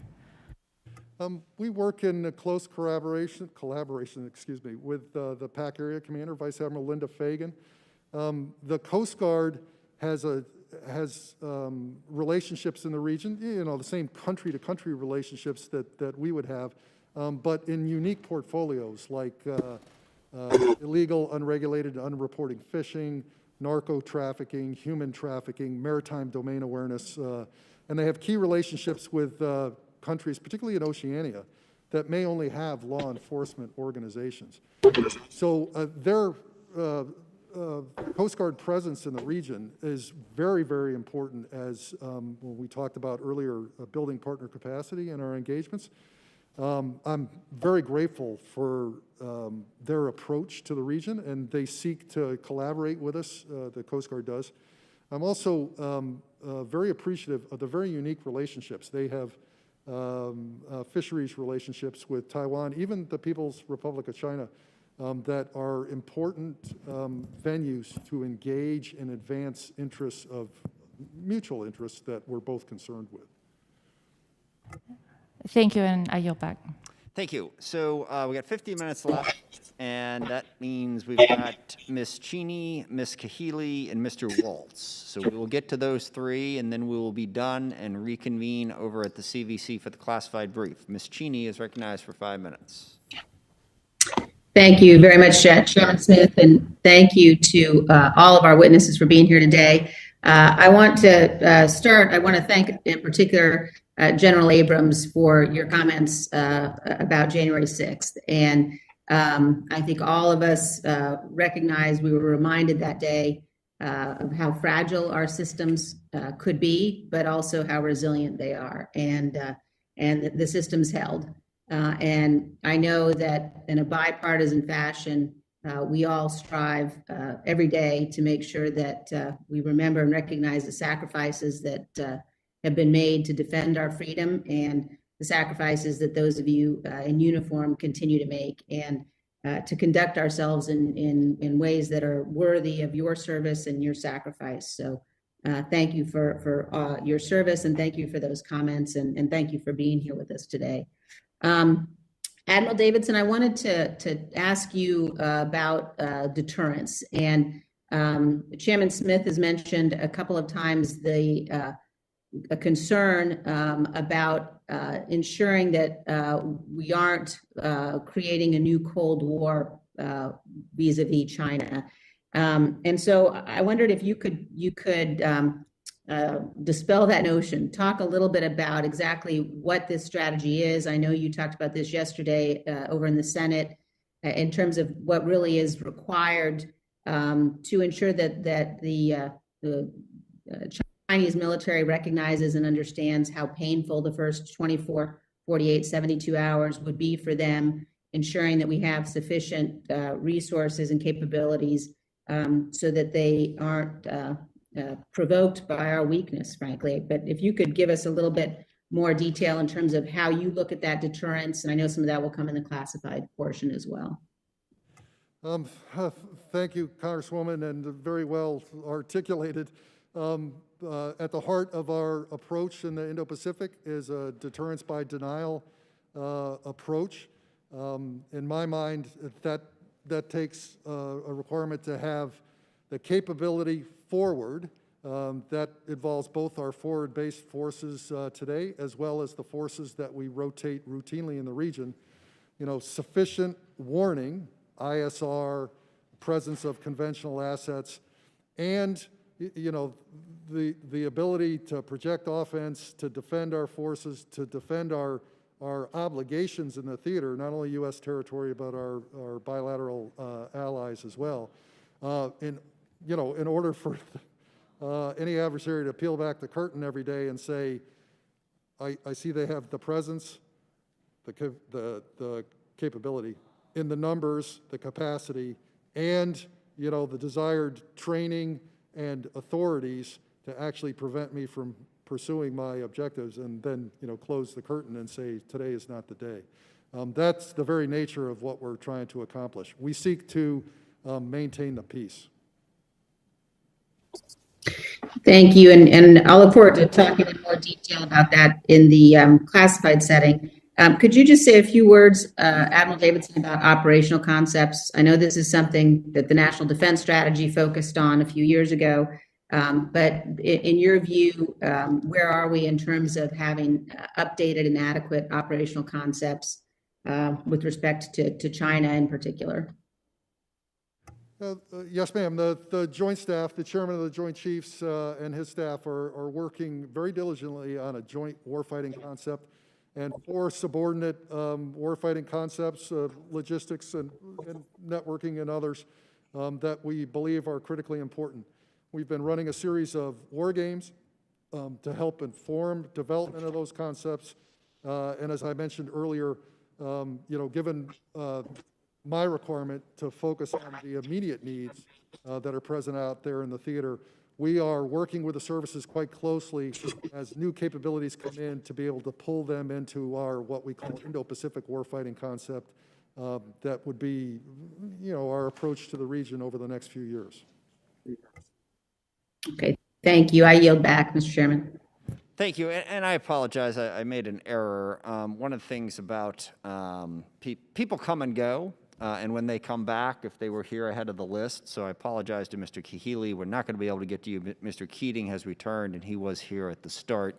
So Mr. Keating is recognized for 5 minutes, and then Mr. Waltz will wrap us up. Mr. Keating. Thank you, Mr. Chairman. I'll try and be brief and narrow. Thank the witnesses. What really continues to be a concern is, the reports where we had started out with joint, but the Chinese and Russians, and that's quite a change in their posturing before, actually engaged in joint training exercises. Could you comment on what the outlook is for continuation of that, what your take is on, the threat that could impose and what changes in their relationship could impact us? Thank you, Congressman. During the course of the last 3 years, we've seen the Chinese participate with the Russians in Russia's capstone Eastern Military District exercises on an annual basis. We've seen some co-bomber flights, side-by-side flights of bombers from the People's Liberation Army in China as well as Russian forces. And we've also seen some naval exercises during the course of my 3 years in command in the Indo-Pacific. I think we'll continue to see exercises and cooperation like that. There are many that say that those exercises are pretty nascent and don't demonstrate the kind of coalition approach that the United States might have with others. Nevertheless, they're learning along the way, and we should be concerned about it. Great. Well, thank you. And that just speaks to our necessity in moving forward on our own partnerships, like the one you referenced in your Senate testimony with the Quad, India, Japan, Australia, and the U.S. Mr. Chairman, I'll yield back some time so that everyone gets a chance at the end. Thank you. Thank you. I appreciate that. And that will give us time to get to Mr. Kahili. So, yeah, coming and going. Mr. Waltz is recognized for 5 minutes. Thank you, Mr. Chairman. I want to be sure you can hear me okay. Yes, we got you. Yeah, thank you. Thank you, Admiral, Mr. Helvey, General Abrams. Thank you so much for your service over the last few years and for your candor and commitment to the oversight of this committee. I just want to throw out there where I'm starting kind of from, at least from my perspective, I do believe we're in a Cold War with the Chinese Communist Party, or at least they believe that they are in one with us. We need a bit of a wake-up call across our populace to that fact. And just by definition, if we have a competitor that has by many measures, larger economy than ours and is on track to have a larger military and is seeking to displace us diplomatically, economically, and through the information space, that is a Cold War environment, at least by my definition. So, Admiral, I would like your opinion on some analysis that I've been absorbing that points to what the CCP and the PLA define as success. And one of the things that they plan on, at least in their long-range campaign planning, is the United States financially, fiscally no longer being able to compete. Essentially, the United States, in many ways, declining economically to the point where we can't afford to be a competitor with China, and certainly not in the Pacific and in the Indo-Pacific. Do you agree with that analysis? Sir, I think one of the key advantages of the United States over the course of the post-World War II history is our ability to lead the world in innovation. That's led not only to prosperity in this nation, but I would say across the globe as well. Investments that focus on innovation, and there's plenty of opportunities there in artificial intelligence and 5G technologies and on and on there, advanced energy production and things like that. There's plenty of opportunity for the United States to continue to lead the globe there. I will say that one of the Chinese talking points and one of their efforts to deter the world and to deter us from our bilateral alliances and multilateral associations is to convince the rest of the world precisely that we're on the decline and they're on the rise. I have to tell you, I'm an optimist about America if we focus on our strengths. No, yeah, absolutely. Thank you, Admiral. And I would just submit that if we don't have our own house in order financially, if we continue to build on a $30 trillion debt, that may imperil our ability to make those investments that you find so critical. And then secondly, if we continue to allow the Chinese Communist Party to steal their way to the top through cyber, through mergers and acquisitions, and through, frankly, just outright theft in our research and academic universities, the conversations that we have in this committee may not matter because we just cannot keep pace. So one of the things that I like to get at, from at least in the few minutes I have remaining, is, do you agree that, or what does Beijing fear the most? I mean, do they fear internal unrest, a rearmed Japan, a unified Korean Peninsula, Western U.S. allies on their periphery? I mean, we've talked a lot today about how to defend our basing and to maintain our capabilities, but how do we get inside their decision making as we seek to maintain deterrence? Thank you, sir, for that. You know, I would say that they're, setting aside fears for a minute, their number one priority is to keep the Communist Party of China in power. They have concerns about their own internal security, what the influences are there, and they have external security concerns, which I think are totally unwarranted, given the West's, support to China over the last nearly 40 years now, specifically, as well. Thank you, Mr. Chairman. I'll yield my 10 seconds. Thank you. Appreciate that. Hey, that's better than average. And last but not least, Mr. Kahile. Aloha. Thank you so much, Chair. Aloha, Admiral Davidson. It's great to see you. Thanks so much for taking the time to meet with me just before coming here to Washington, D.C. I'll be quick. I appreciate the testimony, and I couldn't agree more about your analysis of 360-degree missile defense capability protection for Guam. And I hope that whatever system we put in place there to protect our first and second island chains, we one day look at protecting Hawaii as well. As you well know, I represent Hawaii. I commend the Navy for the successful and Indo-Pacific successful FTM-44 test last December off the coast of Kauai, and showing the value of the Pacific Missile Range facility at Barking Sands. And so my question is, in regards to China's increasing threat and their development of their threats, specifically potential ballistic missile threats for Hawaii, is there any thoughts or discussion put into one day looking at SM-3 Block 2A interceptors, either deployed on Aegis ships off of Hawaii or utilizing the VLS Aegis Ashore site at PMRF once we direct our attention towards Guam and then start to look at things like Hawaii?